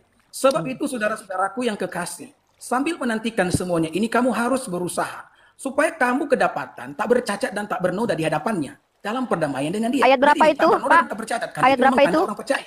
Iya, ayat berapa? 2 Petrus 3 ayat 14 dan 15. 2 Petrus 3 ayat 14 dan 15. Oke, lanjut. Sekarang saya Mantap, tunjuk terima ayat kasih. 15 ya, perhatikan ayat 15. Ayat 15. Anggaplah kesabaran Tuhan sebagai kesempatan bagimu untuk beroleh selamat. Seperti juga Paulus, saudara kita yang kekasih. Jadi Paulus ini mendapat dukungan dari Petrus loh. Telah menulis kepadamu menurut hikmat yang dikaruniakan kepadanya. Nah, ayat 16 ditambahkan. Hal itu dibuatnya dalam semua suratnya apabila ia berbicara tentang perkara-perkara ini. Dalam surat-surat itu ada hal-hal yang sukar difahami. Sehingga orang-orang yang tidak memahaminya dan yang tidak teguh imannya memutarbalikannya menjadi kebinasaan mereka sendiri. Jadi Petrus bilang orang yang suka memutarbalikan perkataan Paulus, ya seperti yang Uni barusan lakukan, Uni akan binasa loh. Itu menjadi kebinasaan mereka sendiri. Jadi kalau misalkan Uni Rifa yang baik hati dan tidak sombong, ya kalau misalkan Petrus yang merupakan murid Yesus mendukung Paulus, lalu saya harus percaya kepada siapa? Kepada Uni atau kepada Petrus? Nah, belum cukup sampai sini. Saya tambahkan lagi ya, supaya para pengikut ya, saya di Facebook ini sih banyak yang bertanya model begini ya. Dan saya pikir ini waktu yang tepat bagi saya untuk menjelaskan. Nah, saya tunjukkan bahwa apa yang disampaikan oleh Petrus itu ternyata bukan Jangan melebar dulu, Pak. Maksudnya kita tetap di tema ini. Karena nanti saya juga banyak menanggapi nanti. Setelah ini saya selesai. Iya, setelah ini ya saya hanya akan menanggapi mengenai ini. Setelah ini saya akan kembali ke ini. Ya, kalau kita lihat dalam tulisan, kalau dalam temanya, Paulus diakui oleh para rasul. Ya kan? Jadi dia diakui loh oleh para rasul. Kemudian nanti kita akan baca ya ayat-ayatnya yang ada di sini. Ya, bentar ya. Saya susah nih kalau saya sambil melihat begini, saya lihat dulu kemudian saya akan tunjukkan. Sabar ya. Biar para pendengar tercerahkan pada hari ini. Bahwa Paulus itu ketika dia menyaksikan tentang Yesus, kesaksiannya tidak pernah berdiri sendiri. Kesaksiannya didukung oleh para rasul, bahkan oleh suku guru. Petrus itu suku guru dalam jemaat. Iya. Saya tunjukkan ini ayatnya. Dalam Galatia pasal yang kedua. Ya. Jadi kan Uni tadi ngomong kan, mau percaya kepada Paulus atau kepada Yesus. Uni sampai ngomong tadi kalau Yakobus itu kan saudaranya Yesus, bukan saudaranya Paulus. Ayat 2. Dan setelah melihat kasih karunia yang dianugerahkan kepadaku, maka Yakobus, Kefas, Yohanes. Jelas di sini Uni ya. Ada Yakobus bahkan di sini. Kefas dan Yohanes yang dipandang sebagai suku guru jemaat berjabat tangan dengan aku, dengan Paulus dan dengan Barnabas sebagai tanda persekutuan supaya kami pergi kepada orang-orang yang tidak bersunat dan mereka kepada orang-orang yang tak bersunat. Ya, jadi kalau Yakobus, Petrus, Yohanes berjabat tangan dengan dengan Paulus sebagai tanda persekutuan, kenapa saya harus percaya dengan Uni? Uni siapa? Ya, makanya penting bagi kita untuk belajar Alkitab. Ya, kalau kita memperhatikan lagi, ya satu lagi karena saya harus tanggapi. Ya, satu lagi. Ya. Nah, ketika Yesus mengatakan begini ya kepada seorang anak muda, kan Uni tadi singgung tuh. Uni singgung soal anak muda yang soal anak muda yang Yesus katakan jualah seluruh hartamu. Makanya Uni kalau kami itu di dalam Alkitab, baca Alkitab itu tidak boleh comot-comot. Kami harus menempatkan setiap ayat-ayat dalam Alkitab itu pada konteksnya. Dan Alkitab harus dibacakan secara menyeluruh agar tidak terjadi tabrakan antara satu ayat dengan ayat yang lainnya. Alkitab harus diterjemahkan secara menyeluruh agar kita dapat gambaran itu. Nah, kenapa Yesus ngomong begitu? Karena anak muda ini datang kepada Yesus. Dan dia ngaku-ngaku di hadapan Yesus bahwa saya telah melakukan seluruh hukum Taurat. Ya, saya telah melakukan seluruh hukum Taurat. Ya, dan dia berkata, apalagi yang harus saya lakukan? Yesus bilang, jualah seluruh hartamu. Dan apa yang terjadi, dia tidak bisa menjualnya karena hartanya banyak. Maka sesungguhnya anak muda ini pembohong. Kenapa saya katakan pembohong? Karena kalau kita lihat hukum yang pertama, jangan ada padamu Allah lain di hadapan. Jadi dengan mencintai hartanya dijadikan sebagai Allah. Ya, makanya dia diusir. Ya, makanya Uni kalau kita mau baca Alkitab itu jangan sepotong-sepotong. Nah, jadi pertanyaan saya buat Uni, jadi kalau Allah itu mengampuni pertanyaan. Dengan cara apa? Kalau kami dengan cara Yesus. Oke. Ya, dengan apa Allah mengampuni? Siap, saya jawab ya. Langsung saya jawab singkat, padat, cepat, nggak putar-putar. Allah mengampuni dengan pertaubatan. Ya, Allah mengampuni hambanya ketika hambanya bertaubat. Dalilnya mana? Kami tidak mengimani bahwa Adam itu ketika berbuat salah dari pertama penciptaannya langsung dikutuk sama Tuhan, diusir. Tidak. Fatalaqa Adamu min rabbihi kalimatin fataba alaihi innahu wattawwabur rahim. Itu dalilnya. Apa artinya di situ? Fatalaqa Adamu min rabbihi kalimatin fataba alaihi innahu huwattawwabur rahim. Inilah Allah kami. Ketika Adam menerima kata-kata bagaimana dia diajarkan untuk bertobat ketika pertama sekali dia melakukan kesalahan, karena namanya manusia ini pertama sekali harus diuji dulu. Maka dari situlah akhirnya apa? Allah mengampuni dosa Adam karena Allah berfirman tentang dirinya, huwa tawwabur rahim, dia maha penerima taubat dan rahim. Jadi Allah mengampuni karena apa? Karena pertaubatan. Dalilnya mana itu? Fatalaqa adamu mir rabbih kalimatin fataba alaihi innahu huwat tawwabur rahim. Kita bahas apa yang Anda jelaskan. Oke. Panjang tadi ya, tapi nggak apa-apa, saya catat semua. Ketika Anda berbicara tentang Rahab, saya mengatakan Rahab tidak beriman kepada Yesus, tapi kepada Tuhan yang kalian klaim sebagai Yesus. Kalian mengatakan Yesus sudah ada. Pertanyaannya tolong dijawab, mana Tuhan bernama Yesus dalam perjanjian lama? Harus buktikan, kalau tidak ada jangan mengklaim. Karena kebenaran adalah persesuaian antara klaim dengan realitas. Realitasnya tidak ada pernah Tuhan bernama Yesus. Yang ada manusia bernama Yehosua. Itu ada Yehosua bin Nun, Yehosua ini, Yehosua itu. Seperti nama Bambang. Tapi kalau Tuhan yang bernama Yehosua atau Yesus dalam perjanjian lama, tidak pernah ada. Maka Rahab ketika Anda katakan bahwa dia mengenal Yesus, tunjukkan buktinya. Kalau Anda membawa doktrin gereja untuk membuktikan Rahab, maaf. Itu tidak sesuai. Karena itu doktrin Anda, keyakinan Anda, itu imani bahwa Yesus adalah Tuhannya Bani Israel. Masalahnya itu tertolak, brother, karena memang tidak ada Tuhan di dalam perjanjian lama bernama Yehosua atau Yesus. Itu satu. Tentang Rahab. Oke. Nah, lalu ketika Anda mengatakan, sedangkan Petrus saja percaya kepada Paulus, kenapa saya harus percaya kepada Uni? Petrus itu murid kesayangan Yesus. Ketika Yesus hidup saja, dia berkhianat 3 kali sampai berkokok. Tuhannya aja diingkari sama dia. Yesus saja diingkari sama dia. Anda percaya kepada orang seperti itu? Tuhannya aja loh hidup di dunia sama dia barengan. 3 kali dia ingkari sampai ayam berkokok. Lalu Anda percaya seperti orang seperti ini? Ya wajarlah kalian tersesat. Dalam Matius pasal 24 nomor 24, apa kata Yesus kepada kalian? Sebab Mesias-Mesias palsu dan nabi-nabi palsu akan muncul dan mereka akan mengadakan tanda-tanda mukjizat, tanda-tanda dahsyat yaitu mukjizat. Apa kata Yesus untuk membantah pernyataan Anda? Petrus aja murid Yesus, mendingan saya percayai Petrus daripada Uniripa. Apa kata Yesus kepada Anda, saudaraku, Pak Pendeta Dede? Sehingga sekiranya mungkin mereka menyesatkan siapa? Orang pilihan juga dor. Artinya mentang-mentang dia dipilih oleh Yesus lalu dia tidak tersesat. 12 murid ini aku yang pilih, tapi orang pilihan Yesus. Kata Yesus satu diantaranya iblis. No, 2 yang iblis. Yesus lupa mungkin bahwa ketika Petrus tidak menginginkan Yesus disalib, apa kata Yesus? Nyahlah iblis. Kepada siapa Yesus berkata? Petrus. Kepada siapa? Petrus. Sementara yang dimaksud iblis di situ siapa oleh Yesus? Yudas. Orang pilihan Yesus saja bisa gagal. Lalu Anda katakan, siapa Unirifa? Kenapa saya harus percaya? Pak Pendeta, diskusi ini bukan menunjukkan supaya Anda percaya kepada saya. Jangan percaya kepada saya tidak suruh Anda percaya kepada saya. Tapi saya mengajak Anda berpikir, merenungkan. Jangan percaya kepada saya. Cross check yang saya sampaikan, benar atau tidak? Kalau benar kenapa ditolak? Kan begitu, kalau salah bantah. Kan begitu. Kita lanjut, Matius 24. Pasal 24 ayat 24 ya, bahwa Yesus mengajarkan orang pilihan pun mungkin pun bisa disesat. Pendeta Esra Soru, bahwa perbuatan baik tidak menjadi asbab manusia selamat. Padahal saya sudah tunjukkan, kalian Kristen tahu cara berbuat baik, tidak mau berbuat baik. Kalian berdosa, upah dosa adalah maut.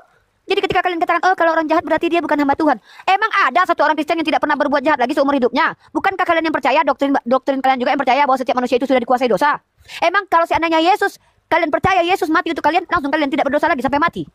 Tunjukkan satu orang yang bisa seperti itu. Tunjukkan kepada saya, agar saya langsung berubah jadi Kristen sekarang juga. Ada satu orang Kristen, sejak dia jadi Kristen, mengaku Yesus sebagai Tuhan, dikaruniai darah Yesus, tidak pernah dia berbuat dosa lagi. Karena dalam iman kalian, upah dosa adalah maut. Mau mencuri di Alfamart sebiji permen, mau membunuh 1000 orang, sama saja dosanya, upahnya maut.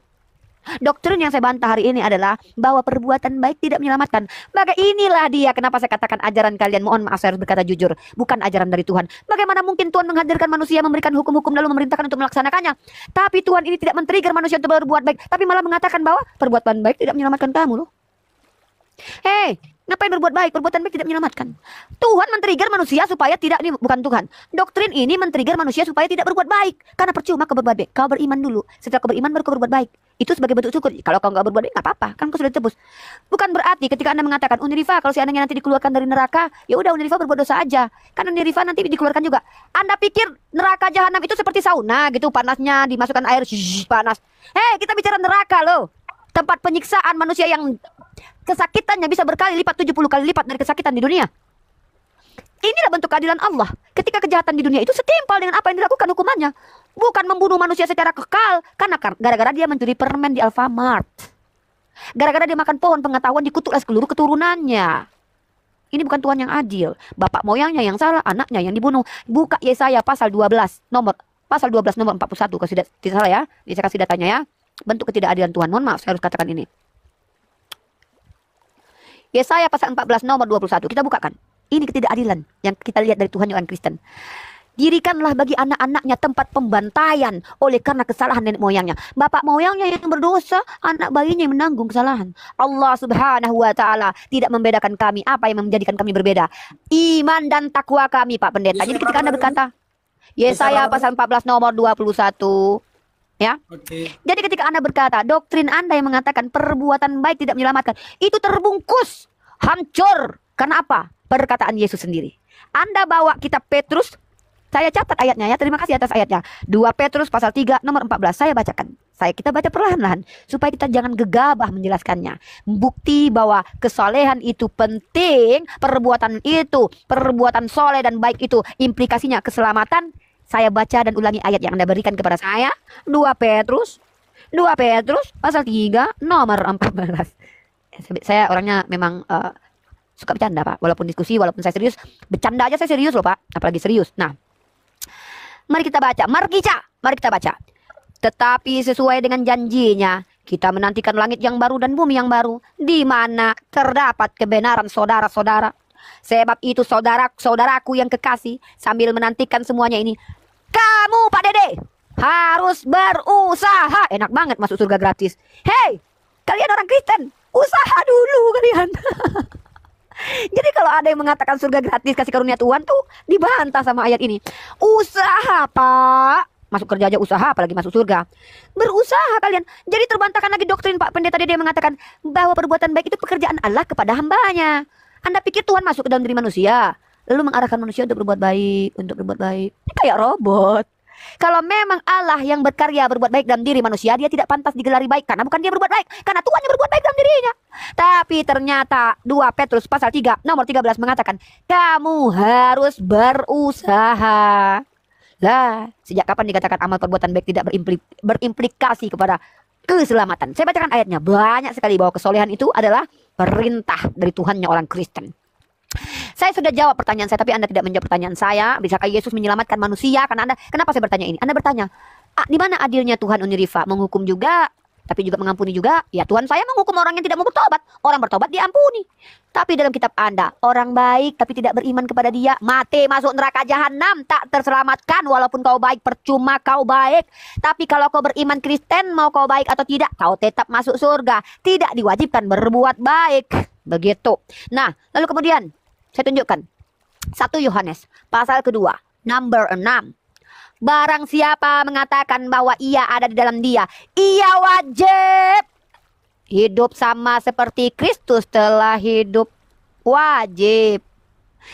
Maka dari ayat ini, pertanyaan 1 tadi, bisakah Yesus menyelamatkan manusia dari neraka? Tidak bisa. Pertanyaan kedua, mana Yesus sebagai Tuhan dalam perjanjian lama? Saya tunggu jawabannya. Pertanyaan ketiga, ketika ada kewajiban berbuat baik, bahkan Yakobus sudah saya bawakan ayat dari Yakobus. Barang siapa manusia tahu cara berbuat baik tapi dia tidak berbuat baik, maka dia berdosa. Pertanyaan saya, ketika ada orang Kristen, ya, dengar pertanyaan saya, berdosa dia, apakah tetap masuk surga? Atau ada orang Kristen tak pernah berbuat baik, berdosakah dia? Dijawab ini Pak Pendeta. Maka jawaban Pak Pendeta ini membuktikan nanti apakah Pak Pendeta konsisten dengan doktrin perbuatan baik tidak menyelamatkan. Itu poin saya. Terkait tentang Allah saya. Oke. Oke. Terima kasih ya. Sekarang udah ya? Siap. Ya tahu ya 3 pertanyaan dan saya sudah jelaskan. Terima kasih. Ya, Allah mengampuni dengan bertobat ya, yang disampaikan oleh Uni.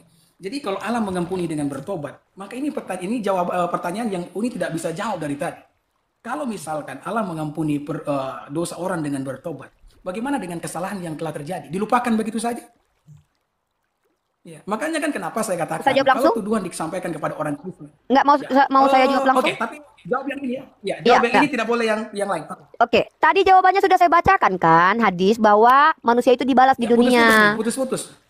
Ya ulah, diulangi lagi, putus-putus. Kan tadi saya sudah bawakan hadis bahwa umat mukmin Nah, itu dibalas di dunia dan di akhirat, sementara kalian Kristen dibalas di nah, dunia. Artinya tidak dilupakan, kafaratnya tetap berjalan. Kafarat itu apa? Contoh. Tertusuk duri saja kami bisa menghapus dosa. Bayangkan ya. Tertusuk duri saja, kami kesakitan cuma tertusuk duri saja bisa menghapus dosa. Sedekah cuma 2.000 ikhlas lillahi ta'ala bisa menghapus dosa. Kafarat itu ada. Usaha untuk menghilangkan dosa itu ada. Nggak manja kami itu loh. Enak aja beriman langsung ya, diampuni dosa. Ya menurut saya, udah, ya, melongok gitu begini, aja nggak menurut bisa. saya begini Uni ya. Uni kan ngomong tuh, Allah mengampuni dosa dengan bertobat.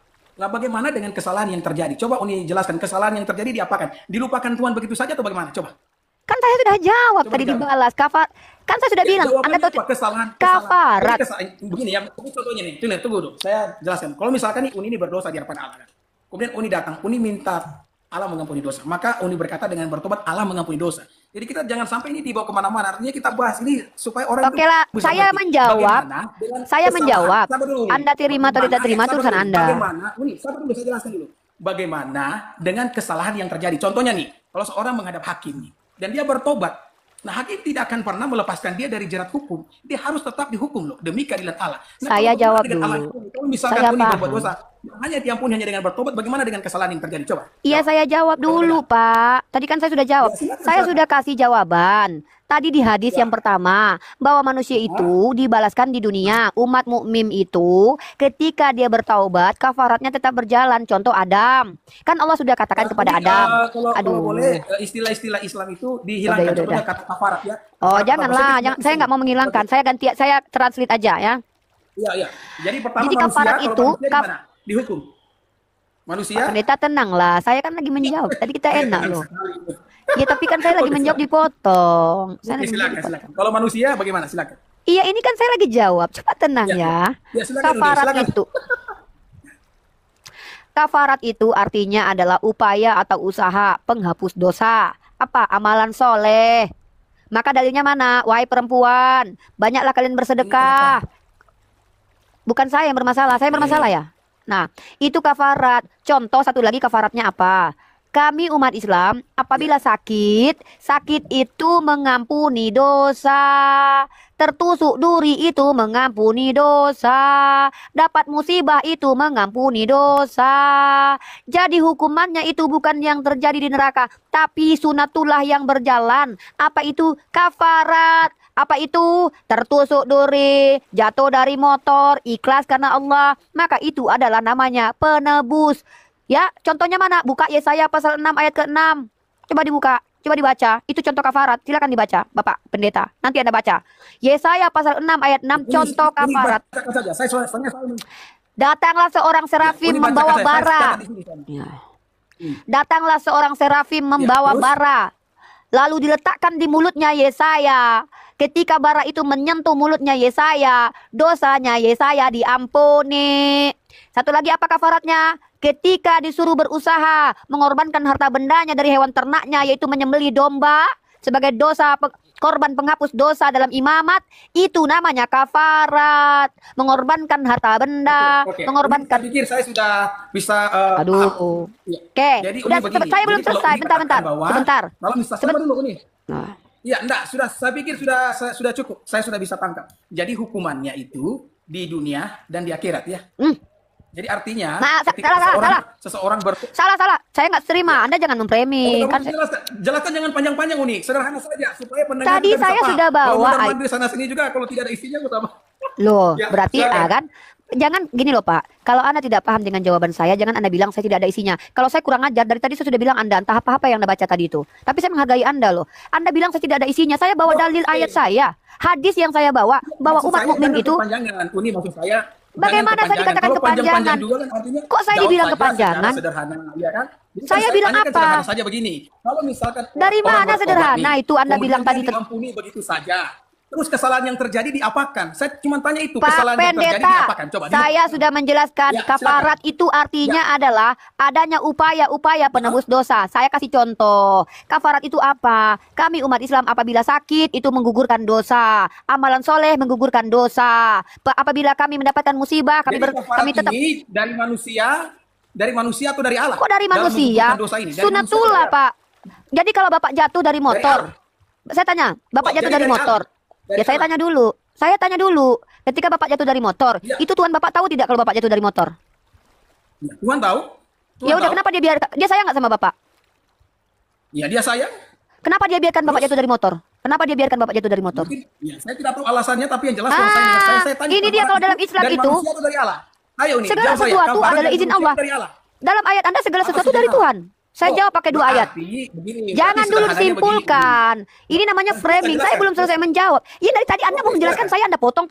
Tenang, Pak, relax, santai, tarik napas. Ini Tarik ya, sebenarnya kan napas. ini, sabar. Ini kan sebenarnya kan waktu Tidak tarik saya untuk menjelaskan. napas. Tapi Ya Uni Bapak kan kan meminta bertanya. untuk menanggapi, ya kan? Kalau Uni Bapak kan tanggapi, bertanya. tidak perlu Loh, panjang-panjang Uni. Tidak perlu panjang-panjang, jelaskan saja. Nanti kemudian Pak, saya akan menjelaskan lagi. Pak, Oke, jadi saya jelaskan tidak, bagaimana saya dengan dari kesalahan yang tadi, terjadi. saya Kesalahan dari, yang terjadi dilupakan begitu saja. saya dari Ayo, tadi, ayo. saya Jadi dari upaya tadi, kafarat, silakan jelaskan. Upaya saya kafarat. dari tadi tidak pernah Ya. mengintervensi cara Anda menjawab. Saya tidak pernah atur cara Anda menjawab. Mau mutar-mutar, mau jungkir balik, saya tidak pernah urus Anda cara menjawab loh. Kenapa ketika saya menjawab Anda Tadi intervensi waktu saya? Ini menjelaskan saya tidak pernah meminta loh untuk langsung menanggapi.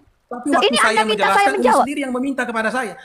Anda yang bertanya. Uni menjelaskan saya Oke, tidak pernah oke, meminta sekarang langsung saya tanya. menanggapi. Dosa Tapi Paulus waktu ketika dia saya- membunuh iya kan, Stefanus? maksudnya kan walaupun Saya tanya, bertanya, dosa Paulus? tapi selesaikan Saya dulu. tanya. Saya Ini punya Anda pertanyaan, tantrum, ya kan? Pak. Setelah saya Anda kan selesaikan dulu, bertanya. saya punya jawaban. Anda kan Baru bertanya kemudian kepada Uni saya. menanggapi, tapi Uni langsung Yaudah, bisa sekarang gantian menanggapi, Anda aja tapi ngomong. saya bilang, Saya kalau tenang, menjawab diam. jangan panjang-panjang Uni. Sekarang Uni jawab dengan sederhana saja. Jangan pakai jurus panjang-panjang. Ya, saya ingin jawaban sederhana. Kalau orang datang kepada Allah Uni, kemudian bertobat, maka dosanya diampuni. Terus kesalahan yang terjadi diapakan? Dilupakan begitu saja? Oke, saya jawab. Saya Dijawab jawab. itu. Ya. Iya, ini Ya. saya mau menjawab. Jangan ganggu saya, diam mute. Ya. Saya sudah Oke. jawab, kami ada kafarat. Kafarat itu apa? Ada upaya, ada sunnatullah yang berjalan untuk menghapus dosa kami. Anda berkata, dari Allah atau dari manusia? Segala sesuatu di dunia ini ada karena izin Allah. Sementara Anda harus bertanya, ketika Paulus membunuh Stefanus, dia diampuni oleh Yesus. Pertanyaan saya, dihukum tidak Paulus ketika membunuh Stefanus sama Yesus Anda? Saya tanya balik kepada Anda, orang Kristen yang bertobat, dosanya sudah banyak, membunuh 1.000 orang. Jangan dulu kemana-mana. Ini jangan dulu kemana-mana. Saya Lah, saya waktu udah jawab. Saya yang menjelaskan Ya kan kepada saya Anda. jawab. Ini Anda kalau menjawab, cukup dijawab saja. Ya kan saya Nanti udah jawab. akan menjelaskan. Sudah Anda saya mengatakan jawab, kan? begini. Saya Anda sudah mengatakan jawab. begini ya, bahwa ternyata jadi Allah mengampuni dosa Anda dengan memberikan kafarat kepada kalian.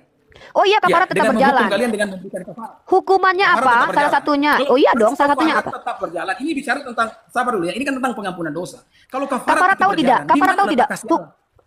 Kasih Ya, Allah tadi kan adalah Anda kafarat jelaskan itu. itu upaya Ya, iya upaya. saya jawab. Oke, saya jawab. Ini saya jawab. Inilah maha benarnya Allah dengan segala firman-Nya. Kafarat Allah itu adalah ketika manusia yang berbuat dosa itu dianjurkan untuk berbuat soleh. Maka ketika kami beramal soleh, dosa kami gugur. Nah, pertanyaan saya, Paulus membunuh Stefanus, diapain sama Yesus dosanya itu? Sabar dulu, pertanyaan itu bisa saya jawab, tapi Anda jangan mengalihkan saya dari perhatian ini, ya kan? Anda mengatakan bahwa kafarat itu dari Allah. Berarti kalau Allah menghukum Anda, berarti Allah tidak benar-benar mengampuni Anda. Itu maksud Menghukum? saya. Iya, Kan Anda oke, datang. oke. Iya kan? Oke, Allah ya, menghukum saya dengan jawab. kafarat Anda katakan tadi. Oke. Nah, Allah katanya sudah mengampuni. Lalu bagaimana Siap. Allah yang mengampuni itu masih memberikan Siap. kafarat kepada Saya- Anda yang oke, saya jawab. melakukan kesalahan? Jadi harus Apabila- jelas bagaimana Allah yang Maha Kasih itu sekaligus Iya, Dia Maha siap. Adil.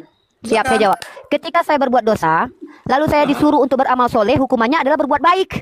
Sejak kapan ada orang berpikiran kotor tentang hukuman untuk berbuat hukuman kamu apa? Hukuman kamu adalah kamu beri makan, kamu merdekakan budak. Itu hukumannya, merdekakan budak. Amal soleh itu adalah hukumannya. Sejak kapan itu dikatakan perbuatan keji? Yang keji adalah ketika kau yang membunuh, Tuhan kau yang nanggung. Itu yang keji. Kenapa? sudah, Tuhan mau ya, mengajarkan cukup tidak ya. bertanggung jawab. Ketika kami Ya, berbuat oke. dosa, perintahnya apa? Merdekakan budak. Berikan makan 100 orang miskin. Berikan sedekah kepada orang miskin supaya dosamu terampuni. Dosa diampuni, tapi Allah itu adil, tidak membiarkan dosamu begitu saja. Kau tetap harus membuat usaha. Contoh, orang Bani Israel menyembelih domba. Contoh Yesaya, diletakkan bara api di bibirnya. Yesaya pasal 6 ayat 6. Bara ini telah nempel di bibirmu, dosamu diampuni. Bahkan para Bani Israel dahulu ketika mereka membunuh, supaya apa mereka? Bagaimana cara mereka diampuni? Mereka sembelih itu domba. Begitulah Tuhannya Ya, Bani Israel ini- dengan Tuhannya umat Islam. Bukan malah membunuh Oke, dirinya ini untuk tidak mengampuni perlu, Paulus. tidak perlu kemana-mana ya. Ini sudah melebar kemana-mana. Jadi apa yang Lah, disampaikan ini kok tidak menjawab melebar? pertanyaan yang saya ajukan kepada Uni, ya kan? Saya tanya nih, kalau Anda datang kepada Allah nih dan Allah mengampuni dosa Anda, terus bagaimana dengan kesalahan yang terjadi? Dilupakan begitu saja. Disuruh Anda beramal mengatakan, soleh. "Sabar dulu. Uni, Kan kamu saya diam jawab. dulu dong. Iya, kamu Eh, tadi ngomong. kok tantrum? Diam, sekarang saya Ya bicara kan saya kenapa kamu tanya. diam? Ya, diam dulu. Oke. Ya, jadi kan saya Lanjut tanya nih, ya. ini penonton ini menyaksikan, ya kan? Ya, Pertanyaan nggak apa-apa, saya ini sederhana live kok. saja. Sederhana dan bisa dijawab dengan sederhana pula, tidak perlu berputar-putar ke sana kemari untuk menutupi ya apa yang sebenarnya kita tidak tahu, ya kan? Jadi begini, Allah kan Anda datang kepada Allah dan minta ampuni dan Allah mengampuni Anda. Kemudian saya bertanya, bagaimana dengan kesalahan yang telah terjadi nih? Katakanlah ini contoh nih, Uni membunuh orang, contoh. Kemudian Uni datang kepada Allah minta maaf nih, minta ampun, dan Allah mengampuni Uni. Lalu bagaimana dengan pembunuhan yang telah terjadi? Itu dilupakan begitu saja. Nah kemudian Uni mengatakan itu akan apa tadi afarat, karafarat itu kan? Makanya saya tanya rafarat itu dari Allah atau dari manusia? Kalau misalkan Uni melakukan penghukuman, berarti perbuatan yang terjadi tidak punya nilai di hadapan Tuhan, betul enggak? Kalau Tuhan mengampuni kan mengampuni harus mengampuni semuanya. Kalau misalkan Uni masih menerima penghukuman atas dosa yang telah Uni lakukan, maka di mana kasih Allah? Makanya saya katakan Allah yang Maha Kasih dan Allah yang sekaligus yang Maha Adil tidak bisa Uni jelaskan karena itu hanya bisa dijelaskan oleh Kristen itu sendiri. Udah ya, Anda framing saya loh. Saya diam saja loh Anda framing. Iya. Saya sudah menjawab pertanyaan Anda. Tuhan kami itu Tuhan yang Maha Kasih. Tidak boleh nggak saya bela diri saya dari framingan Anda ini? Saya sudah menjawab berkali-kali, Tuhan kami bukan Tuhan yang mengajarkan kami tidak bertanggung jawab. Dosa diampuni tapi kami tidak dibiarkan begitu saja. Contoh, ketika ada dosa, diperintahkan memerdekakan budak. Artinya hukumannya di dunia, kan sudah saya kasih hadisnya. Hukumannya apa? Berbuat baik hukumannya, disuruh beramal soleh. Contoh, memerdekakan budak, memberi makan kaum kafir, memperbanyak sholat, memperbanyak sedekah. Itu kafaratnya. Apa itu kafarat? Upaya. Seperti Bani Israel. Ketika mereka membunuh, Tuhan mereka ampuni. Dengan cara apa syaratnya? Ya udah sembelih domba, bukan sembelih Tuhan. Anda bertanya kepada saya tentang keadilan Tuhan. Anda bertanya tentang kasih Tuhan. Kasih Tuhan adalah apa? Mengajarkan manusia ketika kau berbuat salah, Tuhan ampuni. Tapi ada konsekuensi. Apa konsekuensinya? Kau harus menunjukkan kalau kau tidak sama seperti itu lagi. Taubatlah kau. Setelah kau taubat, gantilah perbuatan burukmu dengan perbuatan baik. Nah, sekarang saya balik ke Anda. Ketika Tuhan Anda membunuh bayi, anak kecil gara-gara dosa bapaknya, di mana kasih Tuhan Anda itu? Ketika Tuhan Anda mengkristenkan Paulus pembunuh Stefanus, apa yang dilakukan Tuhan Anda terhadap dosa Paulus membunuh Stefanus? Dibiarkan gitu saja? Jawab. Oke, sudah selesai? Ya. Silakan. Pertanyaan dari Uni ini bisa saya jawab, tapi Uni itu tidak menjawab pertanyaan saya. Uni saya jelaskan secara sederhana ya. Uni mengatakan tadi bahwa hukumannya itu adalah dengan berbuat baik. Kalau misalkan Anda telah bertobat tapi Anda tetap mendapatkan hukuman dengan cara berbuat baik, berarti Allah tidak benar-benar mengampuni Anda. Karena kalau mengampuni itu berarti tidak ada lagi hukuman. Bagaimana Allah mengampuni Anda kemudian Anda masih dihukum dengan berbuat baik? Dan saya kasih contoh lagi ya. Perbuatan baik itu tidak bisa membatalkan yang namanya hukuman. Mana mungkin ini contoh Uni yang telah membunuh nih. Uni telah membunuh. Kemudian Uni berkata kepada hakim, "Pak Hakim, saya janji saya bertobat dan saya akan berbuat baik. Nanti perbuatan baik saya akan menebus kesalahan yang saya lakukan dengan membunuh orang."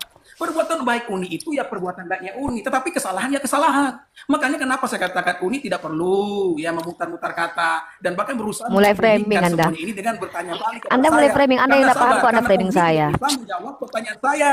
Uni tidak bisa menjelaskan dengan terang bagaimana Allah yang Maha Kasih itu sekaligus Allah yang Maha Adil.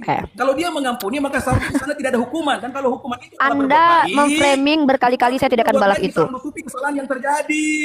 Begitu Uni. Oke, saya jawab. Udah? Saya jawab. Ya, silakan, saya jawab ya. Saya tidak akan Oke. Saya ingin Oke. yang menjadi fokus dia, silakan. Anda mengatakan kepada saya, Tuhan Anda ketika mengampuni maka tidak terhukum. Sejak kapan doktrin itu muncul? Tunjukkan ayatnya. Ketika Tuhan Anda mengampuni, maka Anda tidak dianjurkan. Loh, itu bukan. Anda membawa... Saya tidak akan kemana-mana. Masa saya harus mengikuti standar Tuhan yang Anda buat sendiri?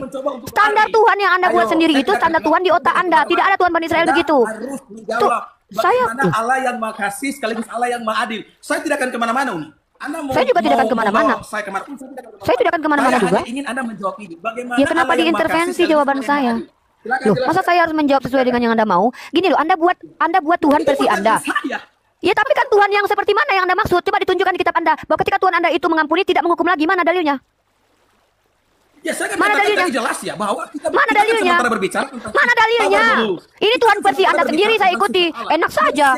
Ya mana Tuhan Anda katakan ketika dia mengampuni dia tidak menghukum? Allah yang Maha Kasih itu sekaligus Allah yang Maha Adil. Ya mana Tuhan? Mana ayatnya? Mana ayatnya?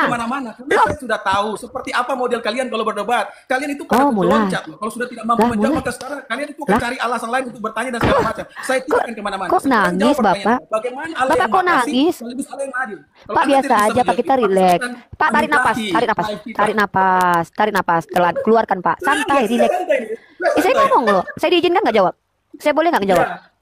Ya, tapi kalau saya diizin, Pak, saya loh. Minta maaf sama Tuhan. Tuhan mengampuni kesalahan. Pak, Bapak udah berapa kali ngulang ini? Ya udah ngomong dulu deh. Saya katanya disuruh menjawab, tapi saya mau jawab dia ngomong terus.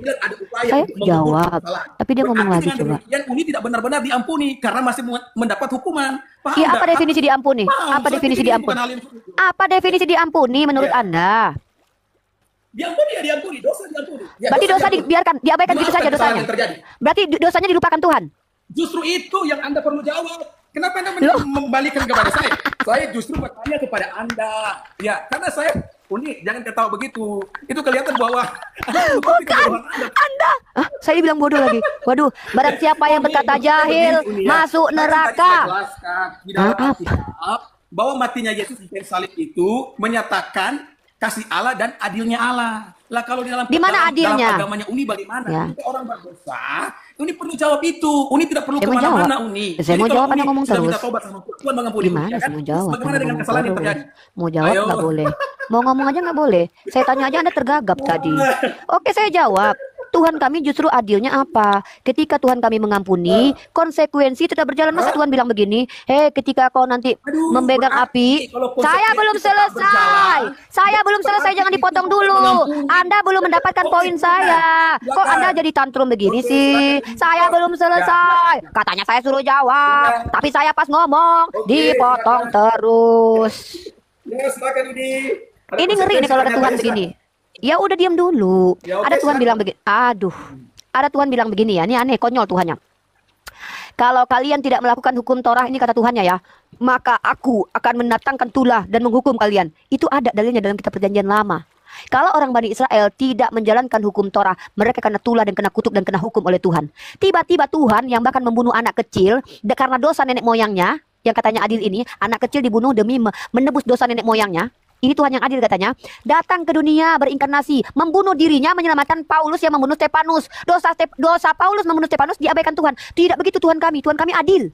Tuhan kami adil. Adilnya Tuhan kami adalah ketika kami bertaubat, maka penebus dosa kami adalah perbuatan-perbuatan soleh kami itu. Makanya dalam Islam, ketika ada sahabat, jangan ganggu dulu. Sahabat Rasulullah berbuat dosa, apa yang diperintahkan? Merdekakan budak, beri makan kaum kafir, beri makan kaum miskin, berikan orang-orang yang yatim piatu itu. Itu penebus dosa. Inilah Tuhan yang adil. Bukan begitu saja enak banget. Kau yang membunuh, Tuhan kau yang mati, dosa kau yang lama ditinggalkan begitu saja. Makanya banyak orang-orang jahat masuk Kristen.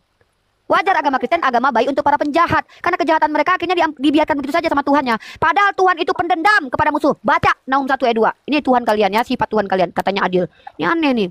Kita baca teman-teman ya. Kita pakai data. Ayat Nahum 1 pasal kedua. Kita baca.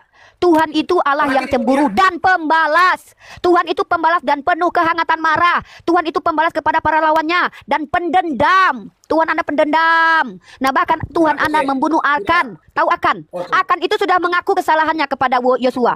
Akan mencuri dalam kitab Anda. Lalu ketika dia sudah mengaku, saya yang mencurinya. Apa Tuhan Anda ampuni? Tidak, Tuhan Anda memerintahkan Yosua membakar Akan dengan anak-anaknya Akan yang tidak ikut merampok, yang laki-laki dan perempuan dibakar di lembah Akor, lembah Nakor apa lembah Akor itu. Dibakar mereka semua, dirajam, dilempar pakai batu. Ini Tuhan yang adil. Kalau kami umat Islam, ketika kami berbuat salah, kami bertaubat, kami di-trigger untuk berbuat baik, melaksanakan amalan soleh. Maka itulah bentuk pertaubatan yang betul. Ketika orang benci dengan perbuatan jahatnya, lalu mengganti perbuatan jahat itu dengan perbuatan baik, maka hikmahnya banyak di sini. Kami di-trigger berbuat baik. Allah ampuni. Allah tidak hukum kami dengan cincang-cincang seperti yang dilakukan Tuhan Anda kepada raja-raja yang ditangkap oleh Saul. Tuhan kami tidak membunuh suku Amalek dengan bayi yang menyusui.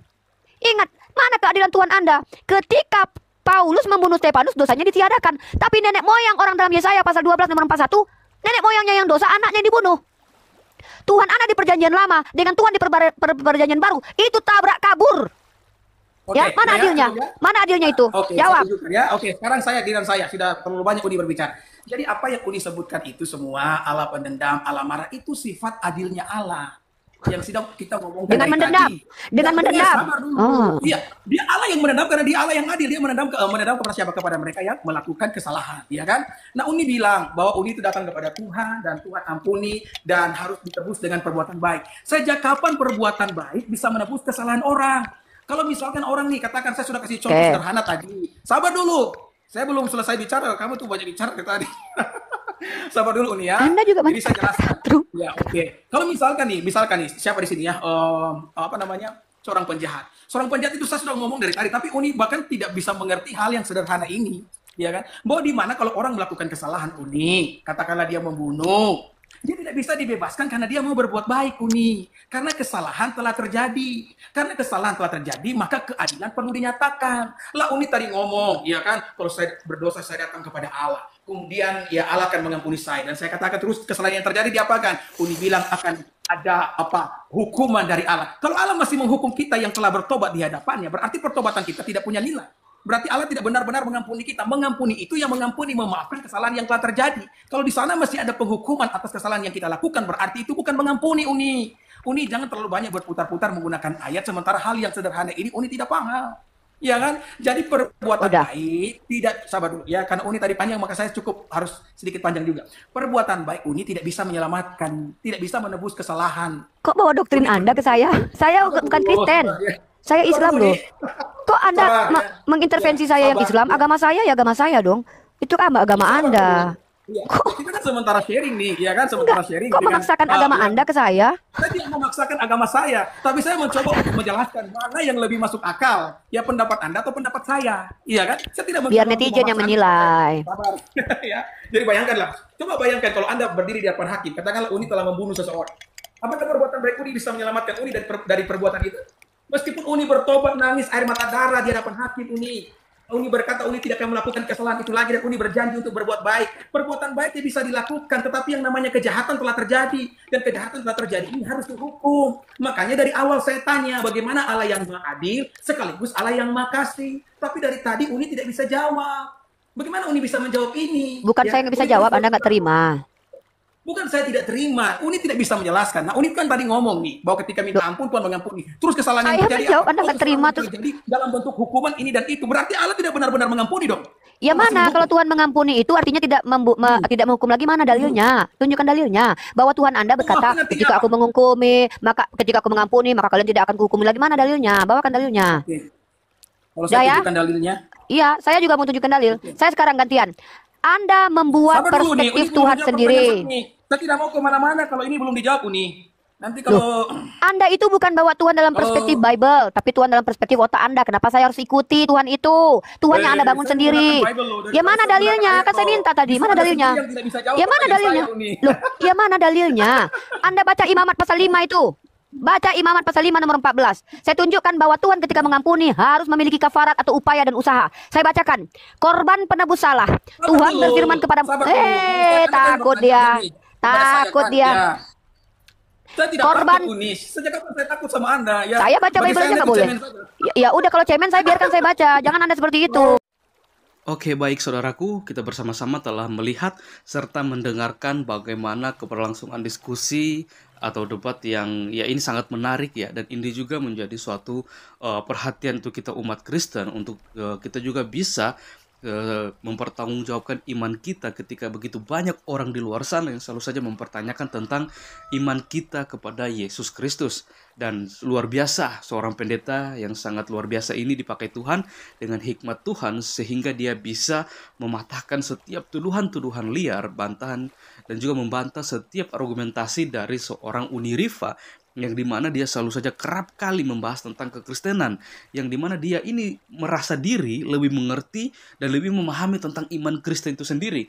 Padahal kalau kita melihat Uni Rifa ini berulang-ulang kali ketika dia membawakan satu data, dia pasti mengutip ayat firman Tuhan, isi Alkitab, dan dia mentafsirkannya dengan menggunakan Injil-Injil di luar keempat Injil, yaitu Injil Matius, Markus, Lukas, dan Yohanes. Seperti itu, dia menggunakan Injil palsu yang lainnya untuk mentafsirkan ayat Alkitab. Dan hal inilah yang sering saja dilakukan oleh seorang Uni Rifa. Dan setiap pemaparannya, setiap narasi yang dibawakan tentang iman Kristen, pasti semua itu akan bertentangan dan bertolak belakang dari apa yang kita imani dan kita yakini sebagai orang Kristen itu sendiri.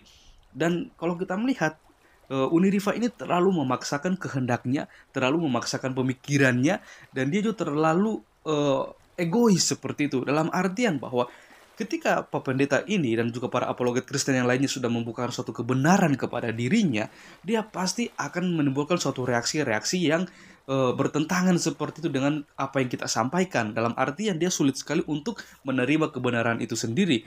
Ya mungkin ya ini tabiat orang yang mungkin yang memiliki hati yang ya saya juga tidak bisa menjelaskan hati seperti apa ya, tapi ya kita hanya bisa berdoa supaya suatu saat nanti biarlah kebenaran yang selama ini dia putar balikan kebenaran itu sendiri yang mempertobatkan seorang Uni Riva untuk melihat keselamatan dan juga keselamatan dan kebenaran yang hanya ditemukan di dalam satu pribadi, yaitu pribadi Yesus Kristus. Dan ya, saya bersyukur ya, dan kita bersyukur jikalau kita menggunakan media sosial ini untuk melayani dalam artian bahwa dimana kita mau meluruskan setiap pemahaman-pemahaman yang mungkin dibengkokkan atau disalahpahami, dan juga yang terus diusik-usik supaya orang lain di luar sana tidak memiliki suatu stigma atau pemahaman yang tidak benar tentang iman Kristen itu sendiri. Dan kita berdoa supaya melalui pelayanan ini, melalui media sosial ini, banyak orang yang boleh dimenangkan dan banyak orang yang boleh melihat keselamatan yang hanya ditemukan di dalam Yesus Kristus. Oke teman-teman, ya mungkin sekian video dari saya di hari ini. Sampai berjumpa di video-video saya yang selanjutnya. Kiranya Tuhan Yesus memberkati kita semua.